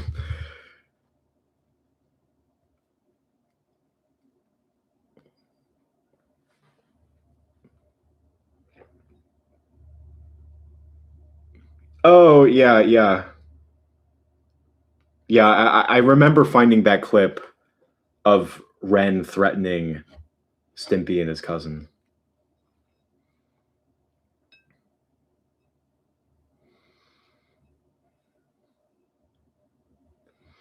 Yeah, Jacob, I'll answer your question about Brick Bob Films soon. Just what was it? All right, one at a time. So yeah, so Jacob, I am planning on making more episodes of Brick Bob Films. So kind of what's going on right now is like I've been working on this Popeye project and also waiting to hear back about some like animation job opportunities. You know, it's like that time of year. But I'm still waiting to see what my schedule is going to be like, but I do want to make episodes of Brick Bob Films and doing these streams. We're at our 10th stream now. Go us. It's really made me think about like all the possibilities of what I could do, like how I could integrate this with Brick Bob Films. So, for instance, like the way that I've always done things on Brick Bob Films is I post a video and that would be the content. But you know, things are different now. YouTube has changed, algorithms have changed, audience behavior has changed. Like everything has changed. And not only that, but the production process for Brick Bob Films has changed a lot. Like I used to be able to make an episode of Brick Bob Films in a day. Just animate it, record lines, publish it, and that was it. But now, making an episode of Brick Bob Films takes longer than ever. A lot of time.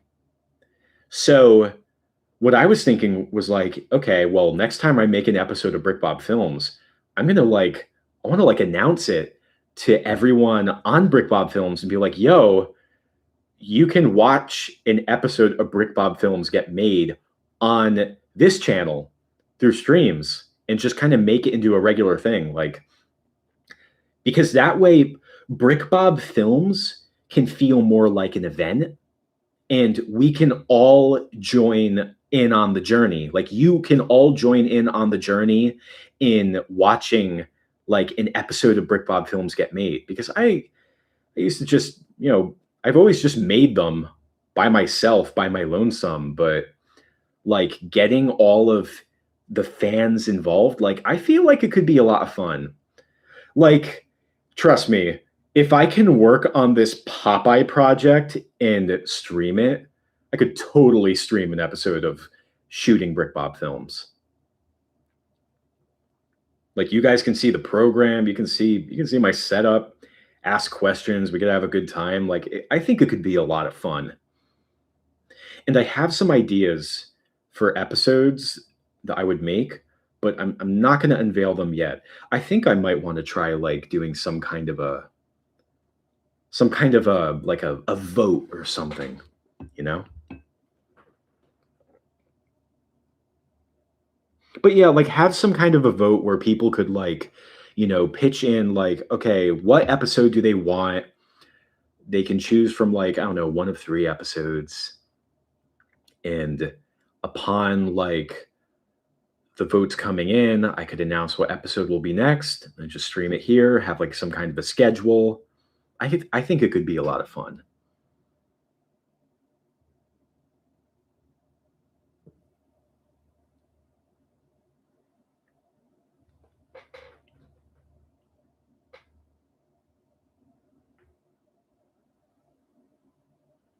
Yeah, James, I I liked Rugrats as a kid.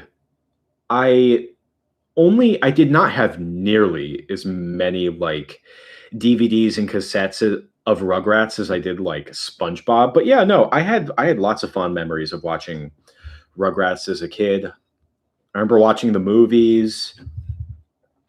I'll never forget like my like the VHS tape I had of Rugrats that had like the Halloween special, the one where like what Reptar in space or something like that, where all the babies turn into Reptar. And yeah, no, I had a lot of good times like watching that show. Uh, the movies were like kind of like looking back on them, like I think my favorite is probably Rugrats in Paris. But what I always thought was kind of strange about the Rugrats movies is they have like really, really, really high stakes to the point where I almost kind of feel like bad for the characters. Like the first the first Rugrats movie, it's like genuinely like I get sad watching it. Like I know it's supposed to have, it has levity and stuff like that, but you just like the babies are like lost in the woods and are like they're like in real mortal danger. And there's that whole like fight, that ongoing fight between Tommy and Dill. And like, I remember it used to make me sad when I was a kid. I think the stakes were just a bit too high. But you know what? Like, I give those movies credit for trying to tackle some like, I guess, harsher themes about family and like, and stuff like that. Like I remember Rugrats in Paris felt a lot more like it was Chucky's story than it was Tommy's story, you know? Then you had that weird like Rugrats Go Wild where they like have a like a crossover with the Wild Thornberries. And I saw the Wild Thornberries movie as a kid and I remember liking that one.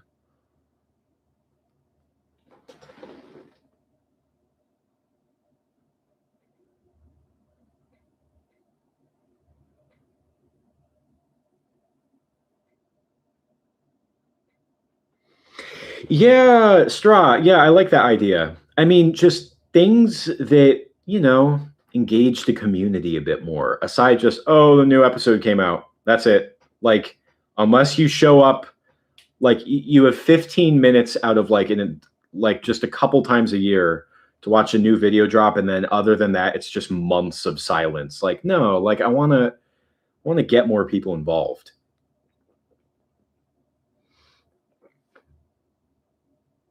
Rugrats and mortality. What a combo.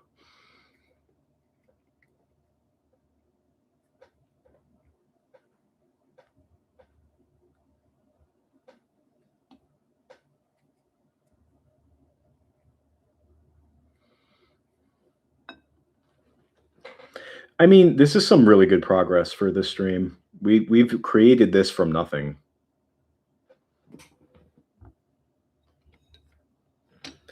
I do think I'm gonna call the stream here though. And you know what? I'm gonna wait, am I streaming tomorrow? I think I'm streaming tomorrow. Let me just confirm before I close this up. Just wanted to be sure. Oh, yeah. Tomorrow. Okay, guys. So before you guys go, remember, check out the Patreon. You can join for free. I am going to be back again tomorrow night. I'll probably still be working on this. Maybe I'll be painting him. But I want to try and have him baked maybe sometime tonight. But yeah, so check out the Patreon. It should be in the link in the description or in one of the other video descriptions. But check out that Patreon. Join for free. I'm going to be back tomorrow working on this, wrapping up Popeye. And yeah, we can talk some more.